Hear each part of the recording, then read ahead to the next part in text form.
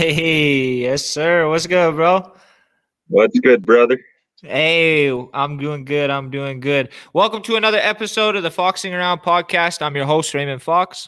And I'm your co-host, River Thomas. Hey, we got another exciting episode for you guys. Ryan Mcmahon will be joining us in a few short moments. But in the meantime, man, we've been getting up to some stuff. We've been working with a few different companies. Want to shout some people out real quick. First things first, I want to give a quick shout out to my bro, Smudge the Blades, Harlan Kingfisher, doing some big work out there in Saskatchewan, Manitoba. And now I think he's going pretty much globally, getting his gear out everywhere. So, shout out to Smudge the Blades for hooking Bro, us no, up. yeah, for real, man. I'm still waiting on my order, but big shout outs to Smudge the Blades, bro. I heard the PA Raiders are gonna be picking up his stuff, and he's gonna be doing a collab with them for PA Raiders X Smudge the Blades clothing. He was sponsored on Bar Down. He's doing big things, bro, man. And I can't wait till I get my sweater in for real. Hey, no doubt, man. They're comfy as heck. They're baggy. They're looking good, man. I'm digging it. Next thing, man, is we would like to give a real huge shout out to our sponsor, Cleanest Way, man. They're out there doing some great work in the First Nations communities in and around Saskatchewan. We actually got a video queued up that we want to show you guys, man. It's one of their new products. It's basically like a COVID reliever, man. It's going to get rid of any kind of dirt, dust, anything going on in your house, man. It's out of there with this machine. So check it out. Me and River will commentate too as we show you the video. Damn,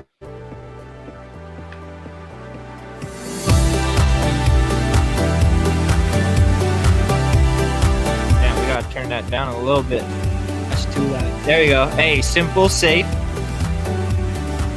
So I think you just pour the water in, and then it helps make the mist.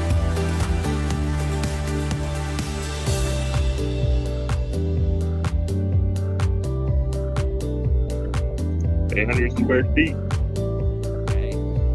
Now you can move it around. We should get them to make the ones where they start hitting into walls and getting everywhere like a vacuum, bro. Hey, you got a free remote and 1 month supply of disinfecting tablets that go into that joint.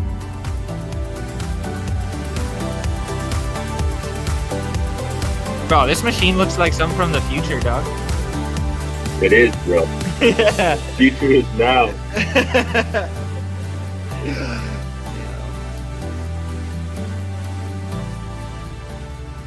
Hey, there we go. So once again, the number is down there too. I believe they got a Facebook page. If you could reach out to our bro Shannon, Brass, Dave, everybody over there at Cleanest Way and give them some of your business, man, it would mean a lot because they believe in us. They believe in foxing around, and they're doing a lot of good work in First Nations communities. I believe they have 20% that goes back into the communities for small Indigenous businesses, which is huge, man. So 20% of their profits automatically go into into Indigenous business.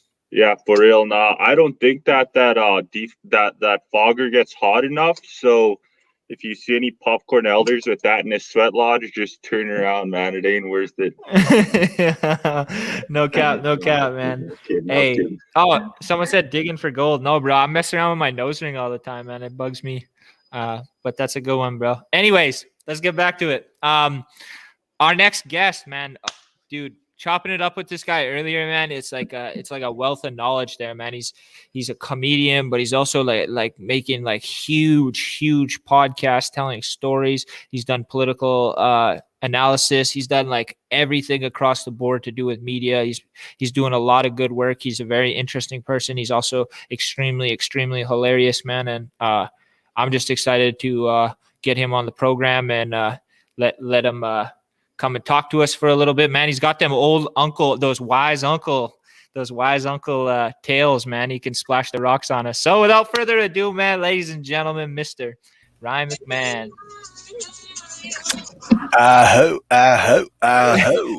Hey. I like first of all, I like how immediately you call me old. but in like a nice way. You know, it was like this dude, like calling people uncle and aunt, like, oh, she got big auntie energy nowadays is like what you're basically saying is she used to be an alcoholic and she's gone through some shit and now she knows some shit. And like when you're talking about uncle vibes, you're basically just like, this guy's best years are behind him and he gave up on life a long time ago. Please welcome to the show. Can I also say, like, you guys convinced someone to pay you to talk about a dehumidifier, bro? Like, you're getting racks on racks on racks, and you're like, yo, look it, that's where the smoke comes from. And then they write you a check, bro. What the fuck? I've been doing my podcast for like 10 years or something. And I never had one sponsor, motherfucker. And now you're getting paid by Nietzsche's to talk about dehumidifiers, bro? Like who do I need to call Canadian Tire and be like, yo, I want that Fox and Around money, bitch. I don't want Canadian Tire dollars from my purchase. I want to talk about your nail guns. I want to talk about your paint section. And if you got a dehumidifier, boy, do I got a commercial idea for you. Oh, shit. We're on a topic, bro. Let's talk about that product a little bit, man. Let me do a commercial for them. Look, there's steam that comes out the top, yo. Just buy this thing. Oh, bro. Yeah, you didn't have to go in on us that hard from the jump, bro. I love it. You want uncle vibes? I'm here all day. No cap. Hey, no cap.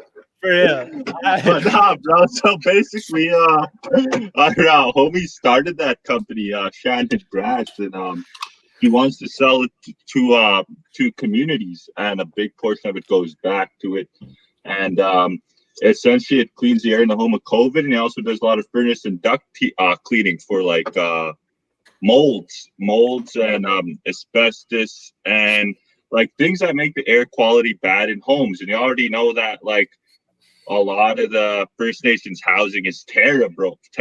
Like, yeah.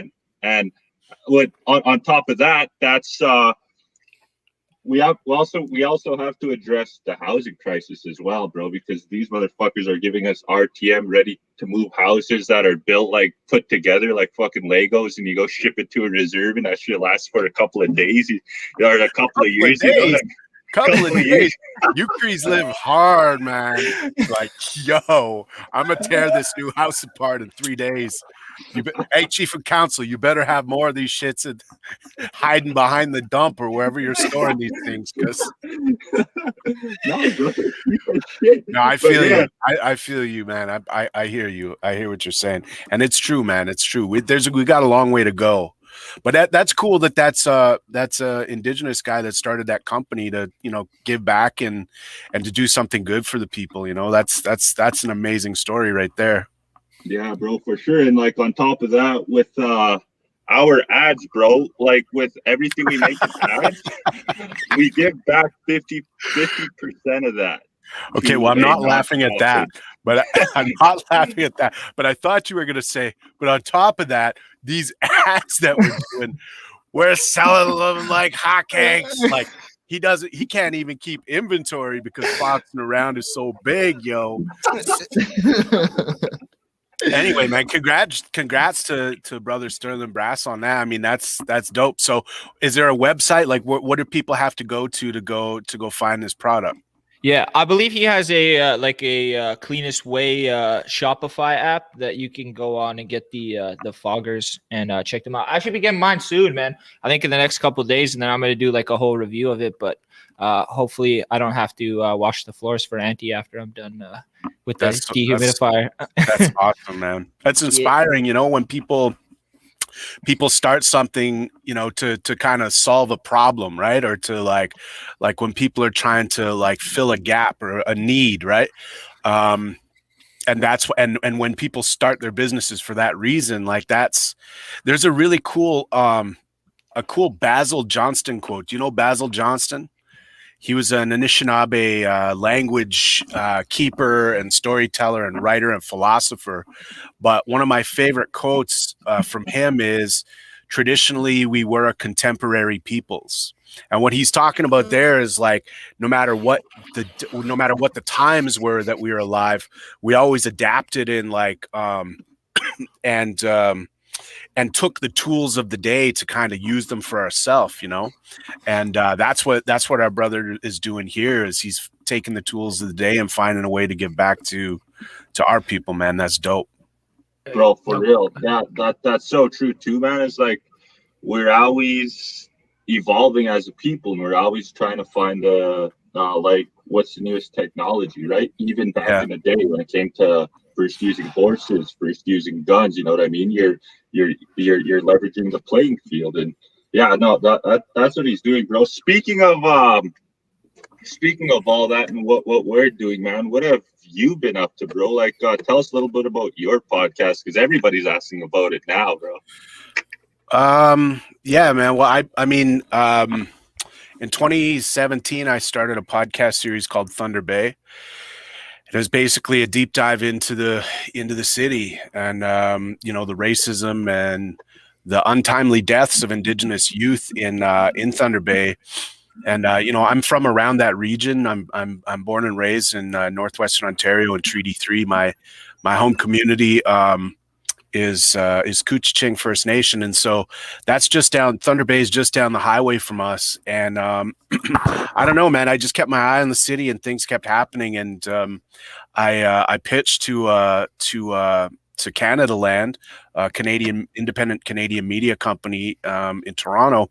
We formed a partnership, and we built that first season of the podcast, and I don't know, man. Like, you know, in 2018, it was named to like the Apple, Spotify, New York Times, Toronto Star, Globe and Mail's best of podcast lists, and it's in the millions and millions of downloads. And but when we were done, we were like, you know, I think now we have to let that city do some work. You know, like we can't just keep being critical and doing journalism without letting people do their work. And so we left, and this summer, like, it's being adapted into, I don't know if I can say, I'm not supposed to, I guess I'll say, fuck, I wasn't really supposed to say, but it's being turned into a TV series, into a dramatic series that we're selling down in the United States, and a documentary series, which has been sold to Crave. And you'll be able to watch it this Christmas coming up. But, I went back there this summer to do some research for the documentary TV series, and yeah, man, it was like it was wild how things hadn't changed yet, and so we went back there, just did a second season through. We started the end of August, and we worked our way all the way to December, and so season 2 is out now, and you know, you can listen to it wherever you listen to podcasts. Search Thunder Bay. Hey, that's dope, man. This is crazy because like I took a class on Native American indigenous gangs, and we talked a lot about like Thunder Bay and the gang problem they had too, but just overall like the racism and everything that kind of affected Thunder Bay. Was it hard to like work in that space like while you were doing all, like, because you must have had to like immerse yourself in Thunder Bay while doing the entire podcast? Is it like tough to like, you know, go through all that, and, you know, like on both sides, you know, like seeing the arrogant police officers and the, you know, our people struggling at the same time? Like what is that like, bro? It's hard. I mean, you know, when you do documentary work, and when you're making media that is based on or inspired by or has to do with our people, it takes a piece with you. You know, like you give a piece of yourself, and I'm not trying to gas myself up, but you leave a piece of yourself with the people, right? And when you're working on, you know, unsolved deaths of young people in Thunder Bay, like it takes a piece of your life from you, and because that's just what the work is, man. And so, you know, it's more about like self-care. How do you practice that? How do you take care of yourself? Where do you go to get your medicines? You know, how strong is your medicines? And, you know, I've had a lot of advisors and people that are close to me in my life, and when I talk to them, they just remind me, you're as strong as you believe your medicine to be. So if you don't think your medicine's strong, man, get out of there. But if you really pray and really reflect on your medicine, you'll be strong. So that's what I did. I focused on that and tried to keep it positive and tried to remember why we were doing that series, which was just to fight for Indigenous youth, and we have audiences of millions. So like we're telling people around the world, like, this is what happens in Canada, this is what's going on. And so when we finished that series, like we've got dozens and dozens and dozens of names and towns and cities where people were emailing us from going like, oh, you think Thunder Bay's messed up? Why don't you come over here? And so we've got Lethbridge, right? We've got Prince George, we got Fort St. John, like we got from coast to coast to coast, we got the names of places that people are like, the cops beat the shit out of us over here too. We got this crooked thing going on over here. We got this going on there.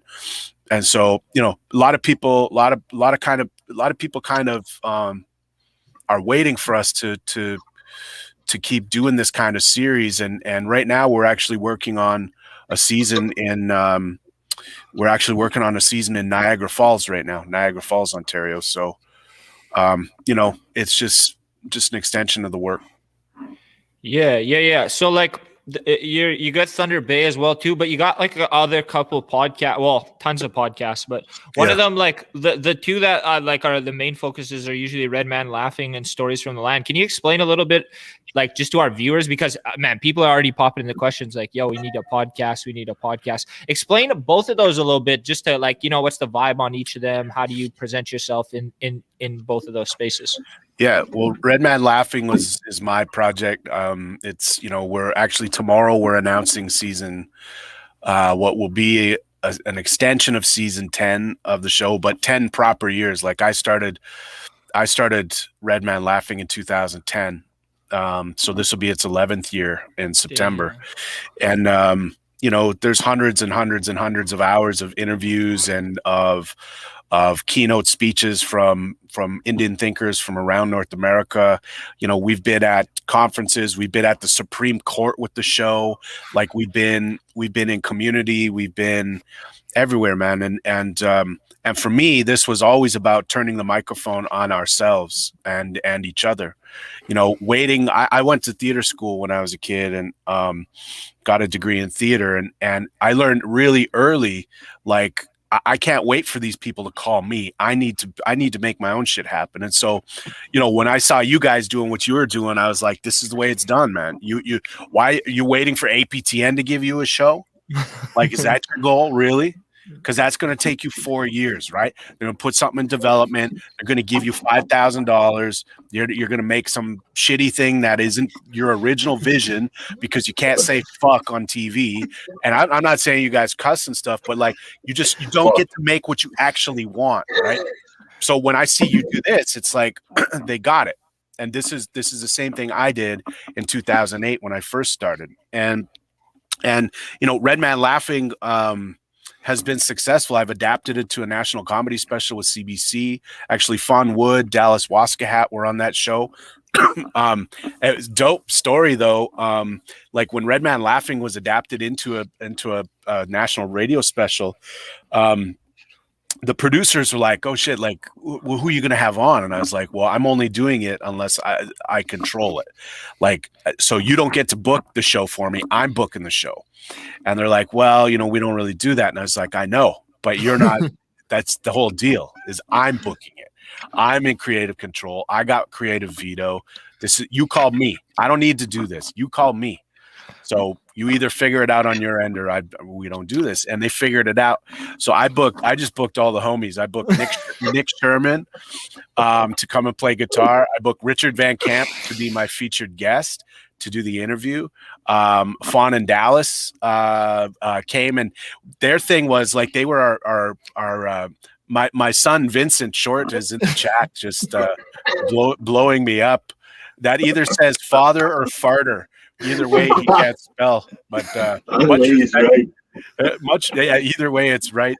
Much respect to our little brother Vincent. I just I just love his energy and love what he does so much, and it's really nice to see his smiling face. But so Fawn and Dallas, they were our musical guests, so they brought some hand drum songs, which was dope.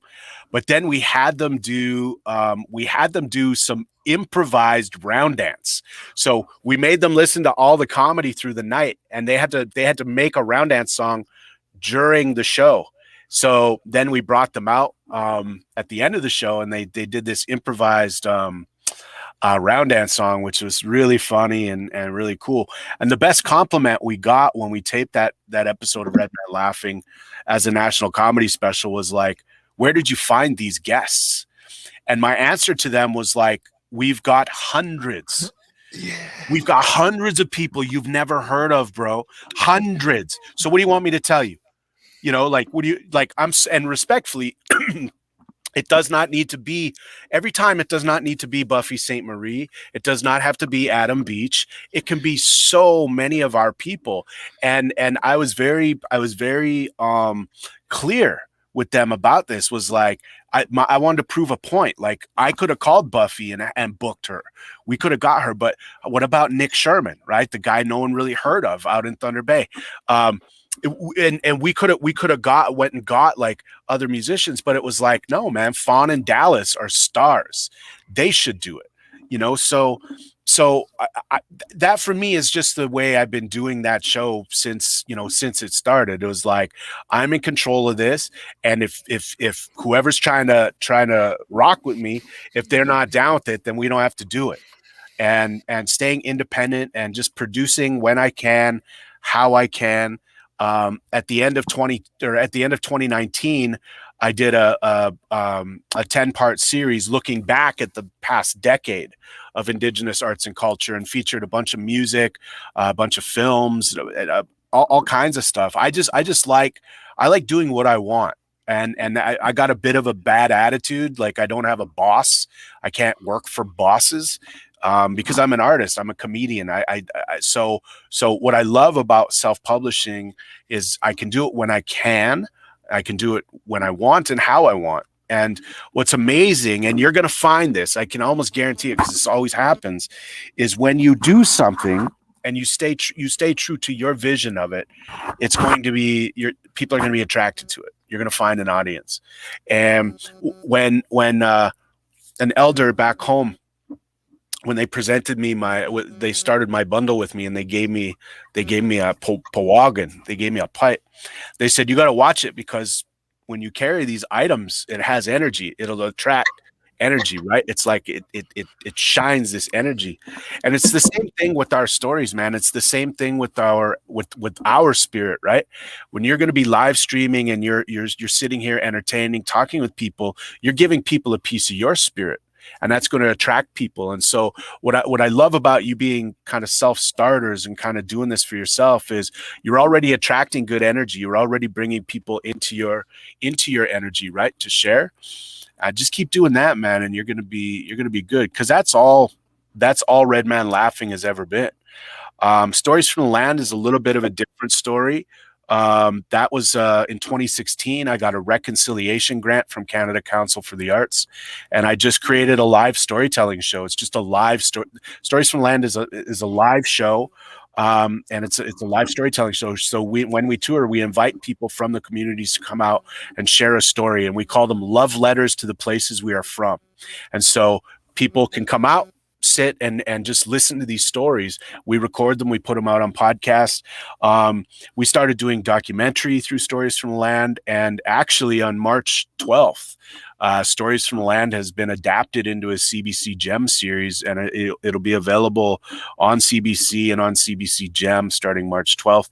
We filmed it all this past summer under COVID, which was wild, but see, I just started this idea. I just wanted to listen to more stories.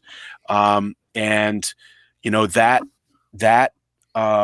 Stories from the Land project brought me again, like all the way to the Supreme Court, to helping communities kind of tell their stories, use their place names and their language, put them on a map, bring youth and elders and community members together. Like the Stories from the Land project is something that I'll do for the rest of my life, because it's a movement. It's actually movement of people thinking about their territory, the lands, the waters, the earth, the sky, the air, all the birds, the four-leggeds, right? All the medicines, the plants, the trees, thinking about those as our relations. Those are our relatives, man. Those aren't things that are outside of our lives. Those are things that are in our lives.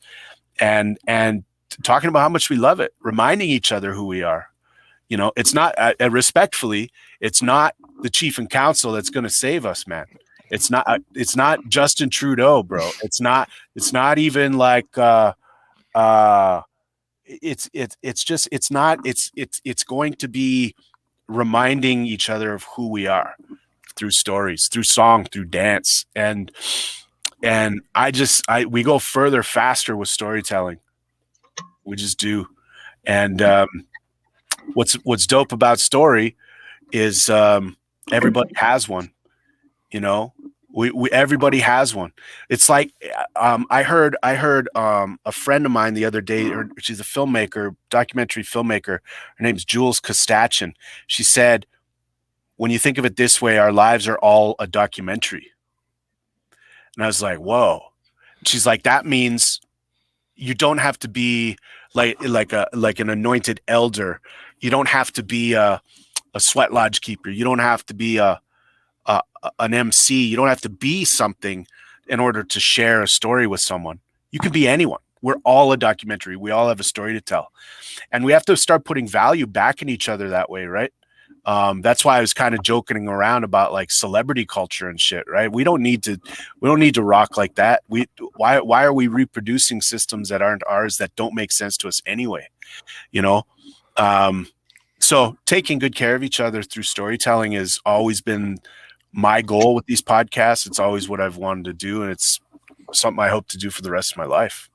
Yeah, no, for sure. And like back on top of what you're saying, but like it ain't the elder, it ain't the chief and council that's gonna save us. Like one thing I strongly believe in is like it starts at home, man. You have to strengthen those bonds at home. The children need that foundation for that identity, and that's all at home, because children are people are the most impressionable when they're in those early stages of life. So you have to show them what's right from wrong. You have to show them what's normal and what isn't, because they grow up thinking that something's normal when it totally isn't. And that's why so many people of ours are struggling. And like even going back, like this is kind of off on a tangent, but like, bro, when I'm worrying about like, you know, like them old white racists, bro, like I'm like, man, honestly, fuck those guys. They're going to be dead in about 10 years. We don't have to worry about them. What we have to focus on is the education for those kids, because that's going to be the next generations. Those guys have 60, 70, 80 years ahead of them. And we have to focus on teaching those kids anti-racism and right from wrong. That's how we get true reconciliation from.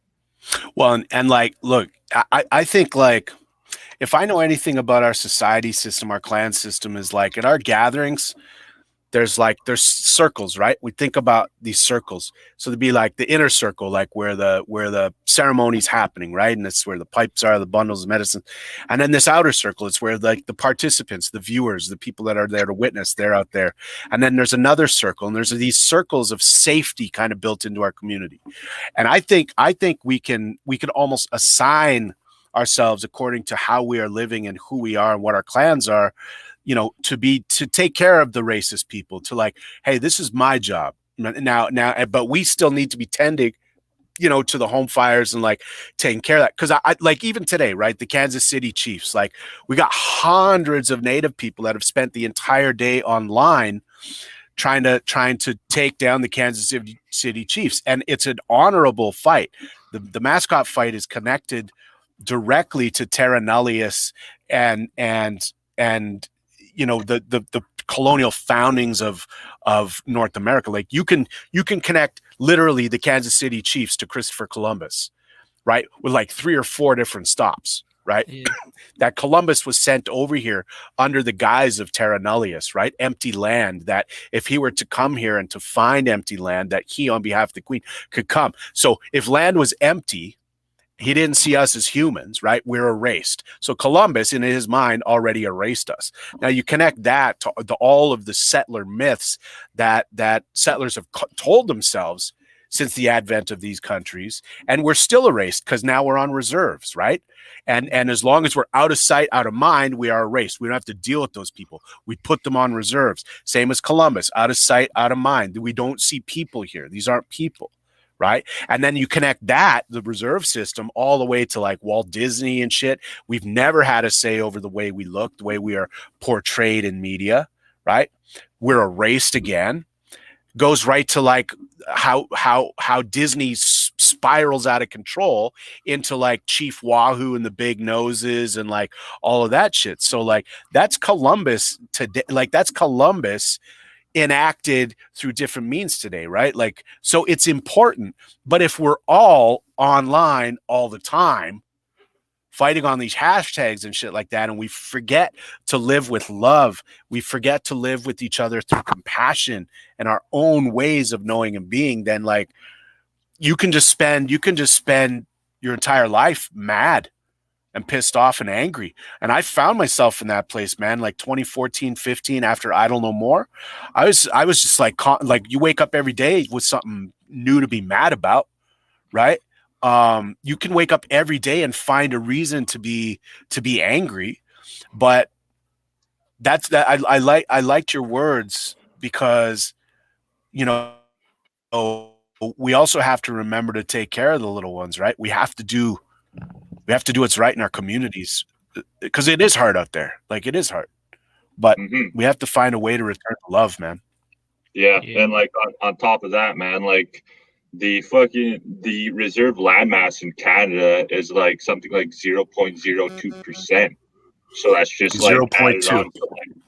0.02, I believe. I think it's smaller than 0.2. Like of all landmass in Canada, like reserves are like a fraction, bro. Like there's so minuscule, so minuscule. Mm-hmm. That was Art Manuel's work that put that number together. Art Manuel's like, he's an OG. He's no longer on this earth walk, but Art Manuel is a brilliant thinker and, again, philosopher and sort of someone that I think like really saw the writing on the wall early, like early in the 90s when Canada started to try to change its Indigenous policy. Royal Commission on Aboriginal Peoples lays out like this brilliant blueprint on how to change this country, and then it gets thrown in the garbage. And that's when Art Manuel and his people out west, out in BC, really they just lead so many different resistances, you know. And anyway, that's where I first heard that number was from Art Manuel. Art Manuel. Okay. What was that document called? Is it still able to find? Are you still able to find it on the internet? Yeah, the Royal Commission on RCAP, Royal Commission on Aboriginal People. It was literally called the Royal Commission. Like, you know, so that's why. And if there's any treaty Indians in this audience, you'll know why the Royal Commission is so important, because that goes back to our relationship with the Queen, right? So Canada has done these things where they've tipped their hat to that relationship with the Queen, but when it comes time to talk treaty, they're like, "Oh, the Queen is not. Yeah, no, she's not around. She's not. No, she busy, man. We just call her and let her know how the meeting went.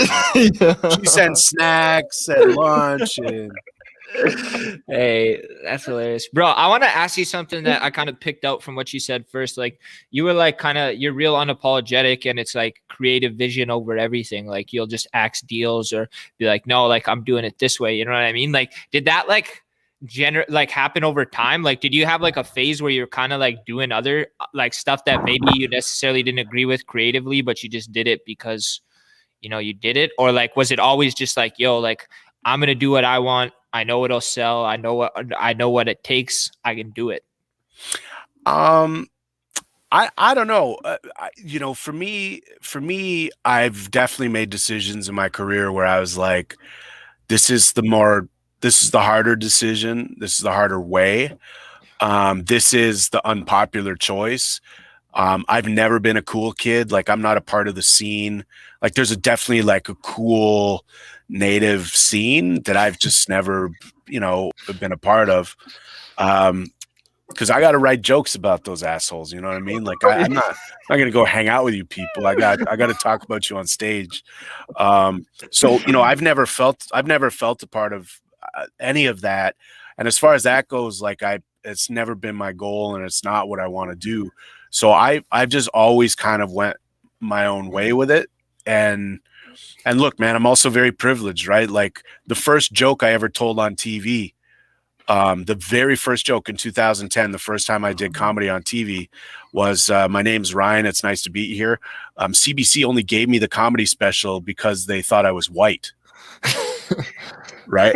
And that's the truth, man. So my privilege has allowed me to have a bad attitude. My privilege has allowed me to be edgy with producers and people, like, and I genuinely have a kind of a bad attitude towards a lot of things. Like, I don't give a fuck about who likes me or not. Like, I've had so many chiefs be like, we'd like to do this with you, but you swear. I'm like, well, I mean, I know how to act in front of elders. But yeah, I swear, like, yeah, fucking right. So, different things, man, different things that have happened where I just made that choice. Like, I gotta rock the way I do. And it doesn't help me in business. It doesn't help me. It doesn't help me get ahead, but it just holds a space that I need to be in, and that I'm comfortable in.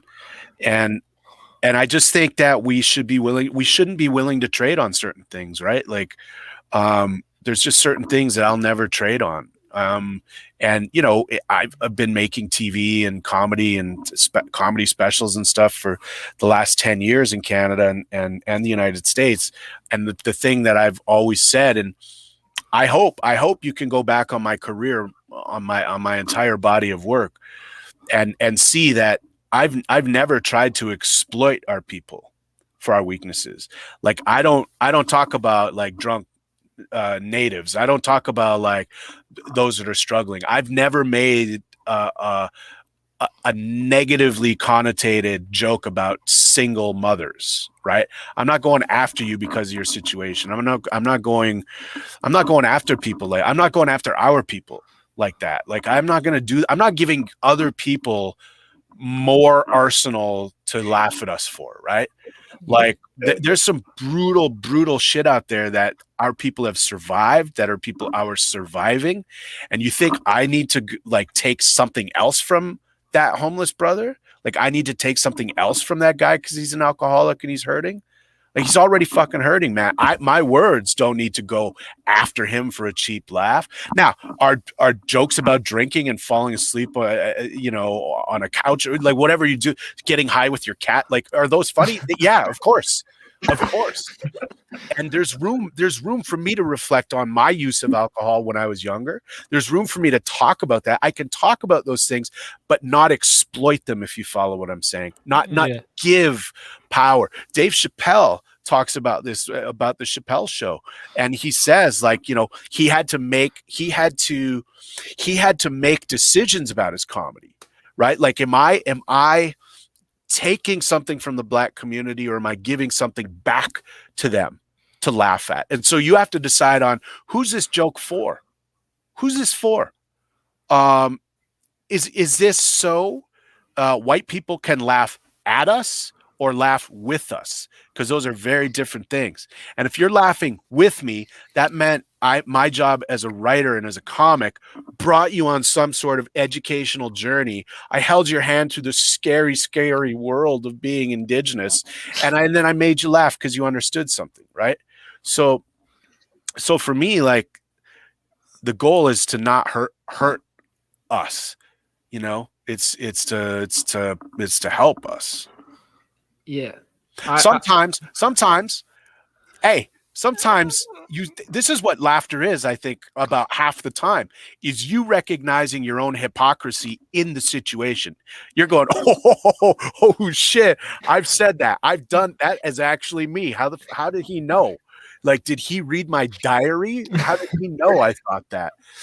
So you laugh, right? So laughter can hurt. It can sting. And I said earlier, we need to bring back that kind of laughter that makes you question your spirit. That's so honest. It just it gets into you where you're like, I need to fix my life, man. This guy was too accurate, you know? Yeah, I think that's important. Yeah, for sure. And like you've been a comedian for like over 10 years with like all of everything you've been doing. Like, and is there a certain number of jokes that you used to say like 10 years ago that you can't say now, or that you kind of steer away from due to like this whole cancel culture bullshit? I'm saying bullshit because I think it's stupid. Like, for example, like you look at like something like Superbad, they wouldn't be able to make that movie right now. You look at something like 40-Year-Old Virgin, they wouldn't be able to make that right now. And like that's the thing, is like I don't think that some people can find a silver lining in like what is funny and what isn't, because like there's a lot of things that are raunchy that are funny that you would never do and that you don't believe in, but like just the fact that you're seeing it on TV, like it's hilarious, right? And like a lot of people cannot find that silver lining. They're so quick to jump on you for any kind of little mistake you make, and then they try ruining your career over it. Yeah, well, I mean, to answer your question, no. There's nothing I won't say or like talk about. Like one of the best pieces of advice I ever got from a director of mine was like, you know, fuck the fear. You go to where the fear is, because that's where the laughs are. So it was this idea that like, if you were afraid to say it, it was probably important. It was probably important that you said it. And you know, that's you know, to me, like probably the best advice I ever got, which was like, just if it feels important to say it, and if it feels scary, even more so, right? So I don't there's nothing I won't talk about on stage. I think we should be free to talk about what we want to do, or what we want, but there's a consequence to it, right? Because free speech, obviously I'm an absolutist on free speech, but speech ain't free. So, you know, should people be allowed to say whatever they want? Yeah, they should.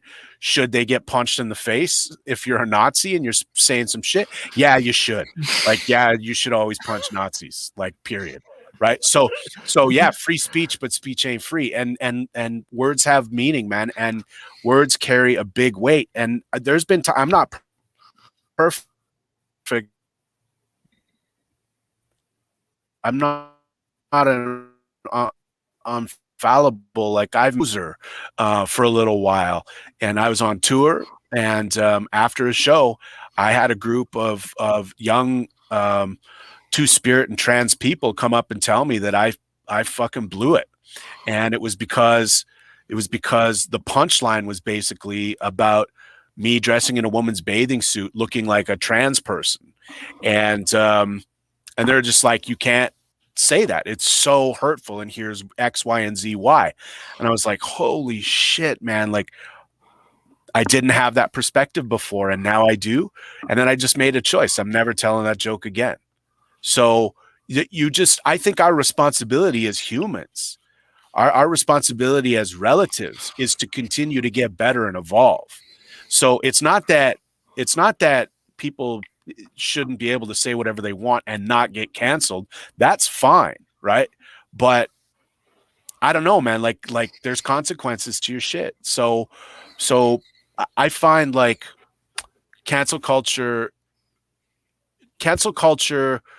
misses the mark when we're going after culture, when we're talking about culture, things we like. So does it suck that Dave Chappelle pretends he doesn't understand trans people?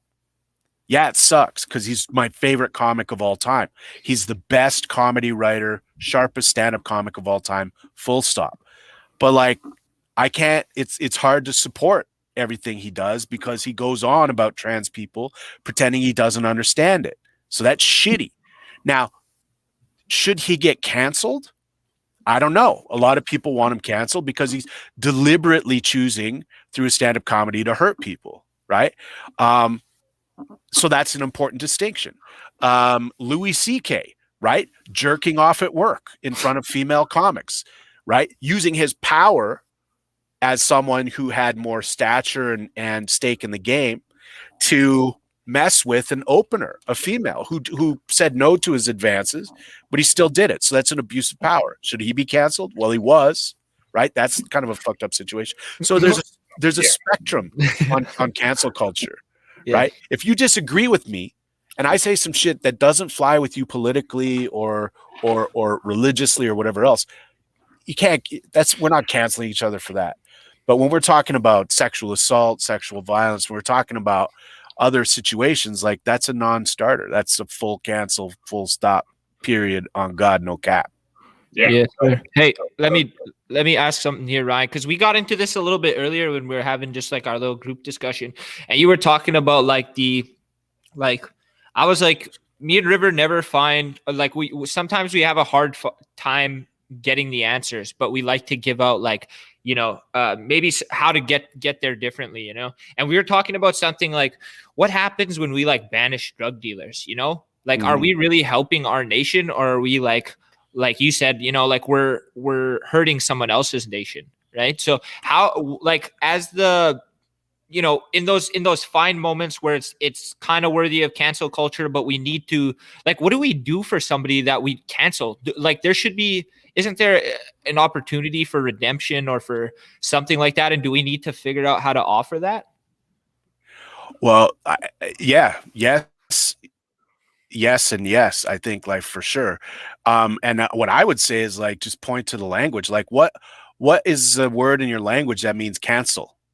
Is there such a thing to cancel? Like, let's look at these ideologies and these philosophies that we're kind of living with and throwing around, and investigate them through our own lens and come up with the answer that way. What does it mean to be, negio and to redeem yourself? What does that look like through the vision of our elders and our knowledge, right? What does it mean to make a mistake in an Anishinaabe community and need to pay penance to people and make things right? Right? What does that mean? And I think that's what we're actually talking about. It's like, how do we make these decisions through our own ways? Because we have our ways. We know how to do this. So I think the answer is, yeah, we have to figure out a way for some to be able to redeem themselves, but some you don't want around, like some you don't need around, right? The drug dealer one is particularly dangerous and tough to answer, because, like, we're talking about lives, man. We're talking about people losing their lives over fentanyl and shit like that. So, like, yeah, we can't. That's murder, man. That's to me, in my mind, like, I'm like, yo, you sold the shit that is killing people over here. Should that person be redeemed? No, I don't know. These are really difficult questions, but I do know that when you ban someone from your First Nation, they just go to the next First Nation. Like, it's tough. So it's not an answer. That's not an answer. Another conversation I've been trying to have for a number of years in Indian country is what harm reduction models look like for us. How do we practice harm reduction in our communities, make space for those that are on drugs and alcohol to not kick them out of the powwow, right? What's the first thing we do when we see someone drunk at the powwow? We boot them. And of course, we don't want violence and things like that around our kids and our babies, but we boot them, right? Well, you know what saved my life? Sitting around a drum. So are we doing it wrong? Can we find a space and a way to not go, hey, you're going to go pass out in a ditch 2 hours from now because you're not welcome here at the powwow? Or can we find a way? Can we find a way to have that person stay? Maybe he doesn't need to be around the drum pit, or like he doesn't need to be judging contest or anything like that. But is there a way to care for each other again that makes sense? These are just questions I don't really have answers to all the way, but it's interesting to think about harm reduction. Harm reduction from our own lens. Yeah, no cap. But then you think about it, and like if there was no powwow going on, what do you think that individual would be doing on that specific day, and where would they go, right? Mm-hmm. And of course, like this is all tied to like resources too, right? Like shit, man, we don't have enough rehab beds. We don't have enough detoxes. We just like our towns, cities, our communities are not set up. They're always at capacity. You hear this from users all the time, right? Like these places are at capacity all the time. So it's tough, man. We just got to find a way. Like right now, child welfare, right? Like that's the big conversation in any Indian country. And everyone's trying to find ways now to keep babies with their families, of course. But if not with the direct family, like in the community, right? So can we keep them in the community? Keep them here, not out. Keep them here, and these will become the questions that we need to ask ourselves, right? Like especially those of us that have a little bit more of a foundation, a stable home, perhaps a job, or at least the resources to sustain a family, right? From off the land or from gardening or farming. But it's going to call on us to each step up and consider how we can help, right? Because every single person in the community could possibly provide a solution or an answer to some of these problems. But we just have to see ourselves that way, man. And it just goes back to what I was saying earlier. We got to live through love. And I know there's a few people, that have this tattoo, Ariel, Deranger, and a few others. Love is the movement. And I just believe that. I've just heard this over and over and over. I think that's what the tattoo says. I want to say that's what it is. Love is the movement, or love is the revolution, or so revolution is love, or something like to that effect. If anyone's here, drop that that saying in the chat if you know what it is, because that's what I believe is love. Really, like we got. What did they take from us, right? Our children, like that love, you know. So getting back to that's the Crystal got it. Yeah, love. Yes, love is the movement, and that's what I believe is getting back there, right? So we got work to do. I think it's going to be okay. The thing I know is we have good hearts, right?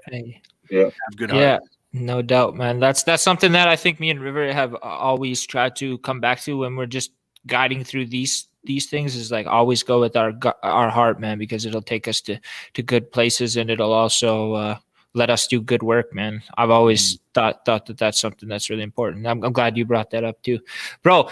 I gotta ask, because it's like, what's it like when you're like working in like white spaces, like the CB, like for instance, bro, I saw you on like the election night coverage, you know, like in 2019, or just like, you're like, yeah, bro, and you're like working in those white spaces. Like, is it like you got to be brash, like a little over the top, or like how do you like navigate that, bro? Like it must be hard.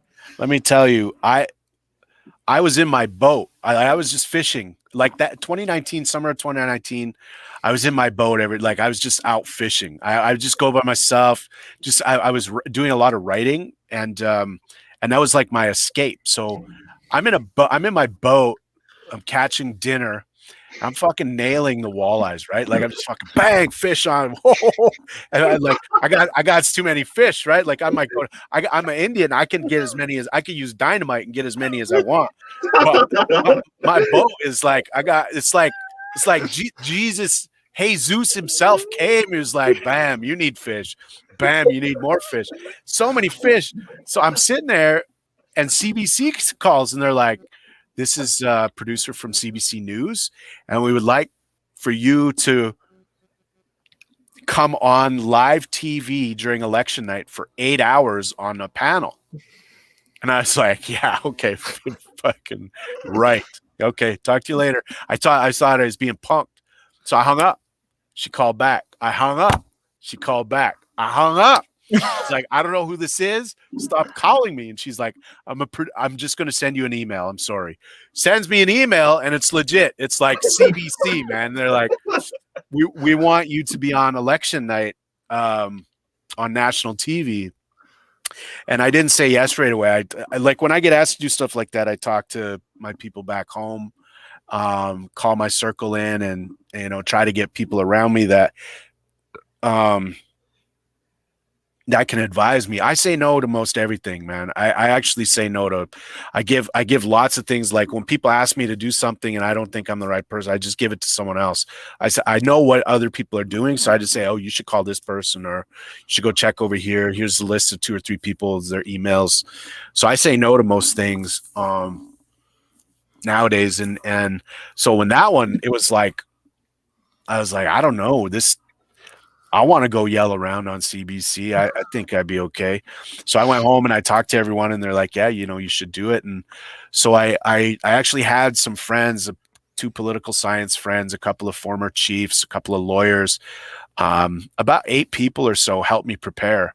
And once they agreed to help, then I was like, yeah, okay, I'll do it. So put in some work, man, behind the scenes that nobody sees or saw or knows about, that just helped me be prepared. Because I knew, like, look, if they're going to invite an Indigenous person onto election night nationally, they're going to ask me about pipelines, blockades. Like, they're just going to go for that, the headlines, right? And like, by the way, I'm sitting next to the mayor of Calgary, Naid Nenshi. And like he's the homie off camera, but when he gets on camera, he's just like, yeah, here's my pipeline. Yeah. Boy, yeah. Oh, my pipeline's gonna spew oil. It's just like, bro, you were literally talking about Indigenous rights 5 minutes ago. And now you're just like pipeline guy, like, the fuck? I'm just like, if you watch me a couple times, he's going like, and look, you're the mayor of Calgary. I'm not stupid. I know your job has to be right. So he talking, and they go wide to a 2-shot, which is him and me. And I'm just staring at him going like, fucking really, eh, bro? Like roll that shit that he was talking before the cameras came on, man. And it was, anyway, it's super fun. I don't know if I would do it again. Like it was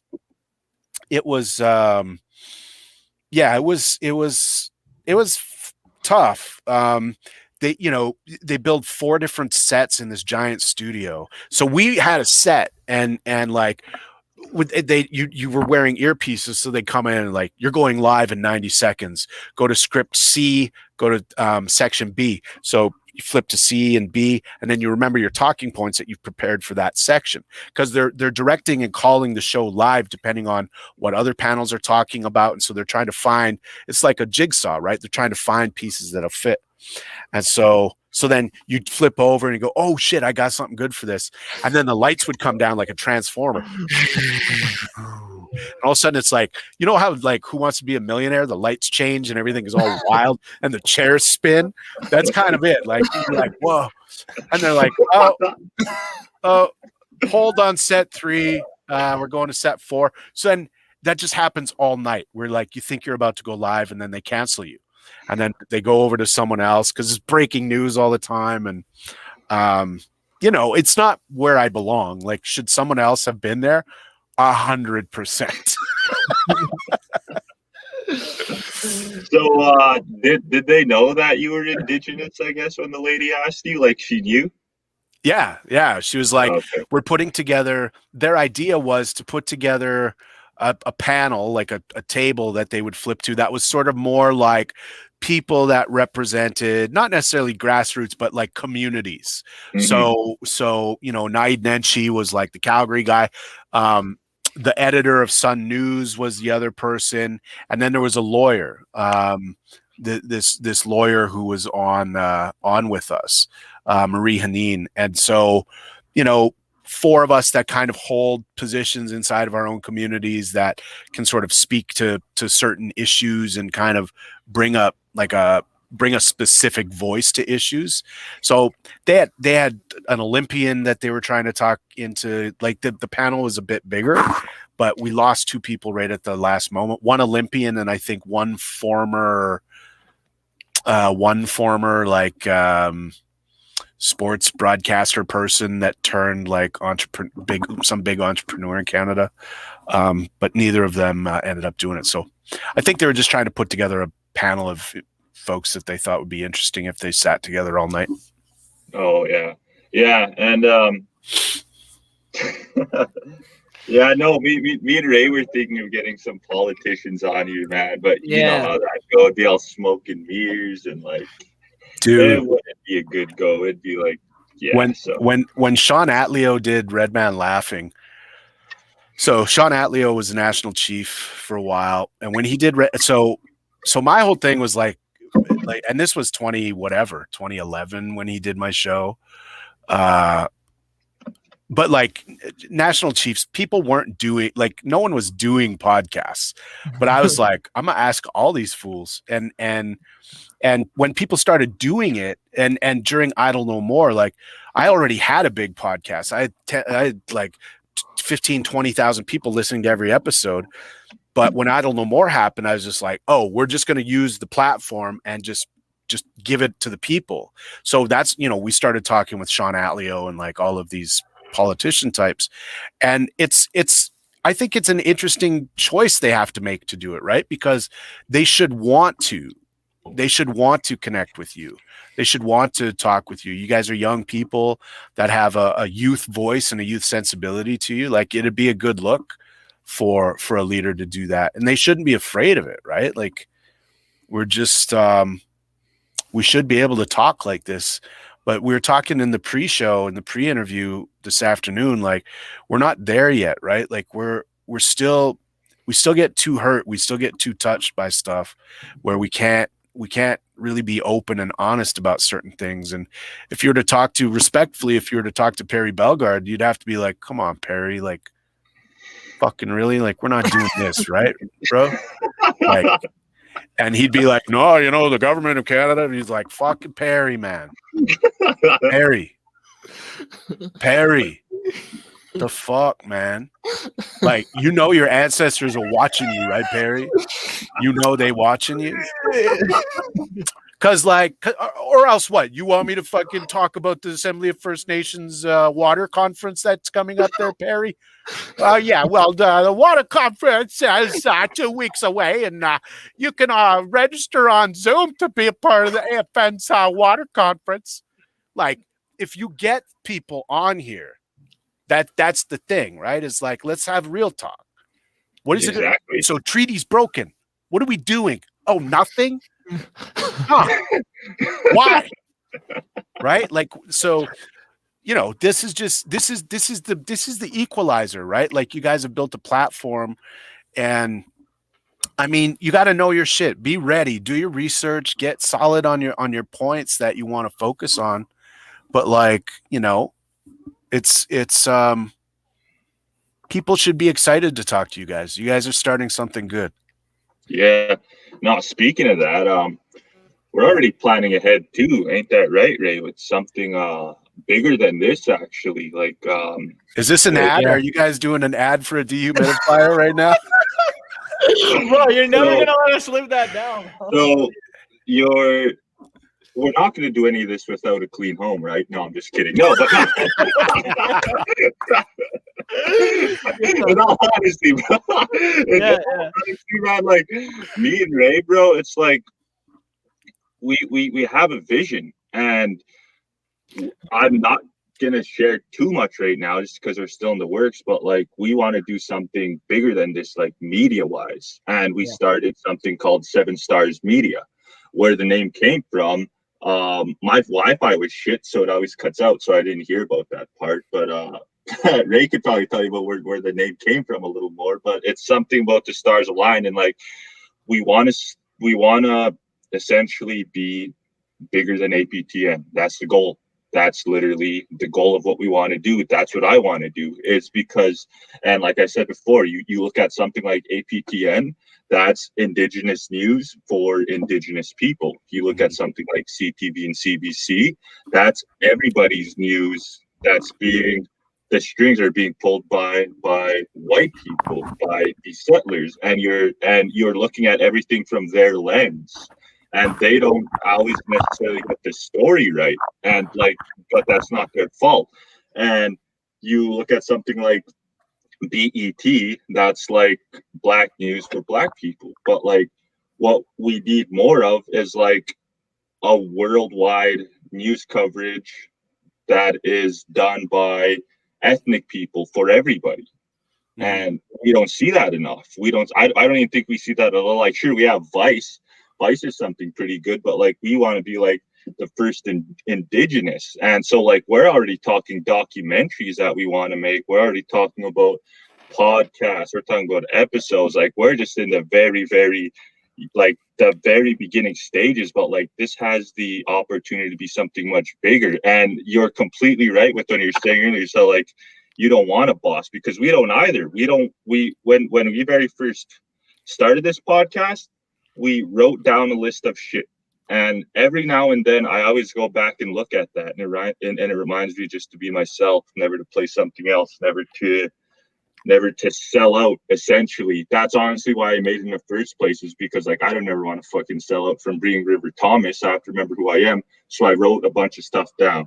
And now every now and then I go back to it, and that's what's helping us. I guess that's what's helping me personally do what I want to do and helping me stay on course. Yeah, and if I could just add something, Ryan, like I know what your work doing, like with the Indians and Cowboys as well too, like your podcast network that you're building podcasts and stuff like that. I think that's exactly kind of where we want to go with, but also too, like I said, to like River says too, to not put us in a box. If I can like, man, because this is all just like about us like sharing knowledge, and like one thing that you said too is like, you were like, yo, like I got through these doors because somebody in front of me like pushed to get through those doors, like they did all the work so I could walk in.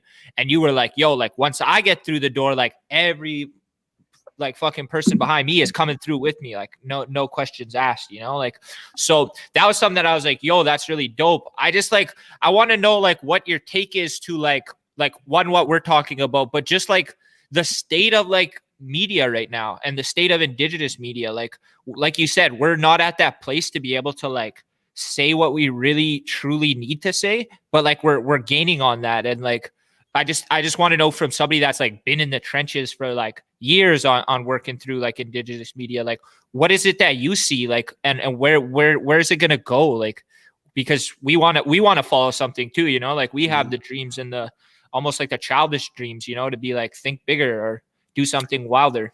Yeah, well, I mean, it depends on what you mean media, right? Like if we're talking about journalism and news, then like that's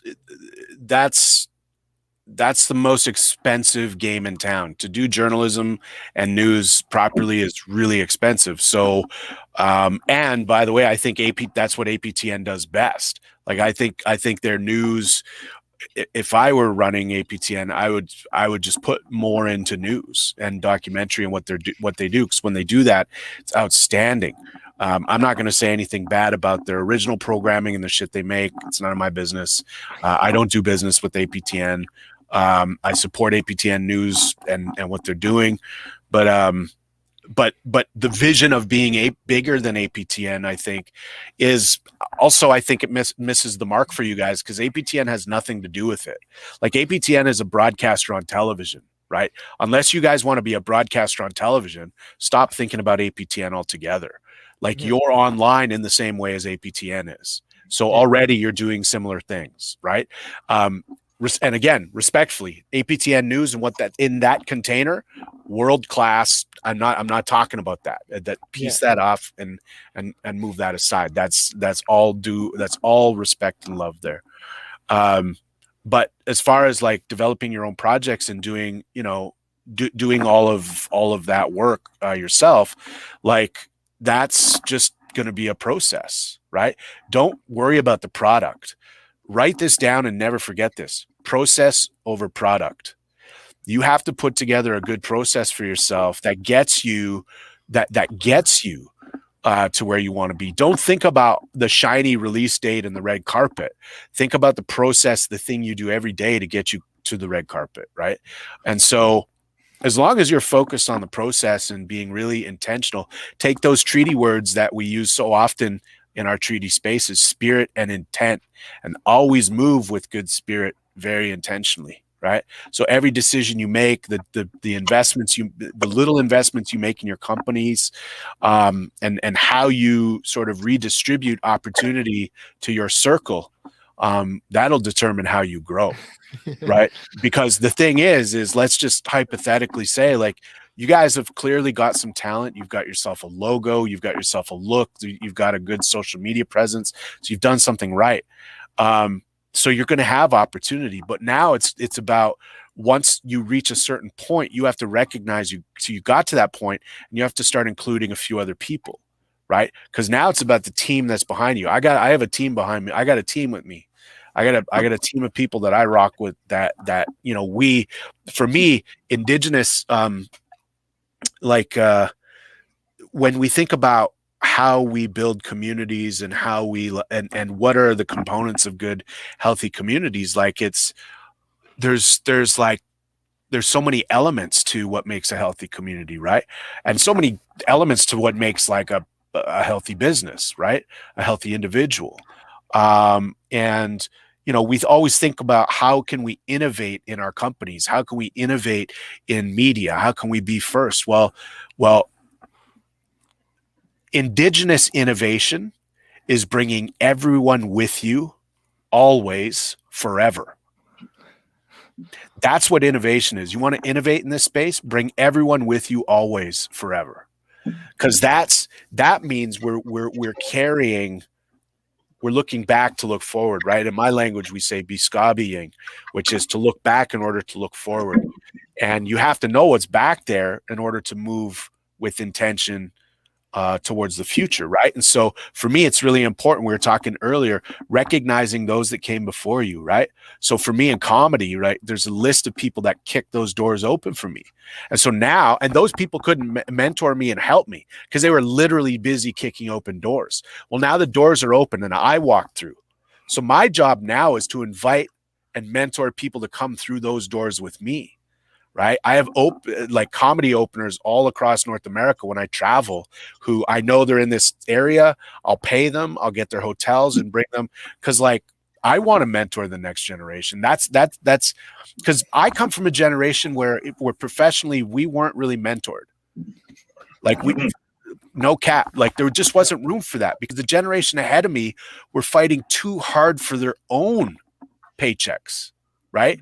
So now we look around the space, whether it's like the native literature space or film and TV space, to some extent, the comedy space, music space, there's so much opportunity. We have to be very intentional about those opportunities and remember to bring other people with us. Remember that it just can't be, we just can't take everything for us. Yeah, man. That's the snake that eats itself, man. It gets greedy and literally eats its own tail, right? So don't take all the opportunity. And when you get to that certain space where you recognize opportunities, that's where your circle, that's where your community comes in, right? You've got an editor, you've got a logo or a graphic designer, you've got a sound designer, you got people that you have around you, and everyone's giving each other a little bit of work. Right? We're reinvesting that money inside of our own circles, right? So that when I get a contract, I know you two are out there and I'm like, yo, they do this, they edit audio or they design sound for their projects. Like that's when I can hire you. So my little budget that I have, I can put towards you, right? And invest in you guys. And then you give me the awesome work you do and I win, you win. But then the next time when we're doing it right, and there's a bunch of us in the circle doing this work, you get a contract and you're like, yo, we need this comedy script done and we're going to go to Ryan. So now your little bit of budget can go to me, right? So that we're kind of sharing that work, and there's no industry. We have to build the industry. Like we're building an industry where one has never existed before. That's what I've been doing for 10 years. I own all my own shit. I own it all. Right? The rights to my project, this Crave series, I'm executive producer on it. I'm hiring the directors, right? We have to move that way. We have to want to, and this is on some like Puff Daddy shit from back in the day. I'm going to not make Sean John clothing or anything bullshit like that. We have to be really careful because look, Spotify could call you tomorrow and be like, look, we want to give you $500 a week to make this show. We want to bring Foxing around as a Spotify exclusive.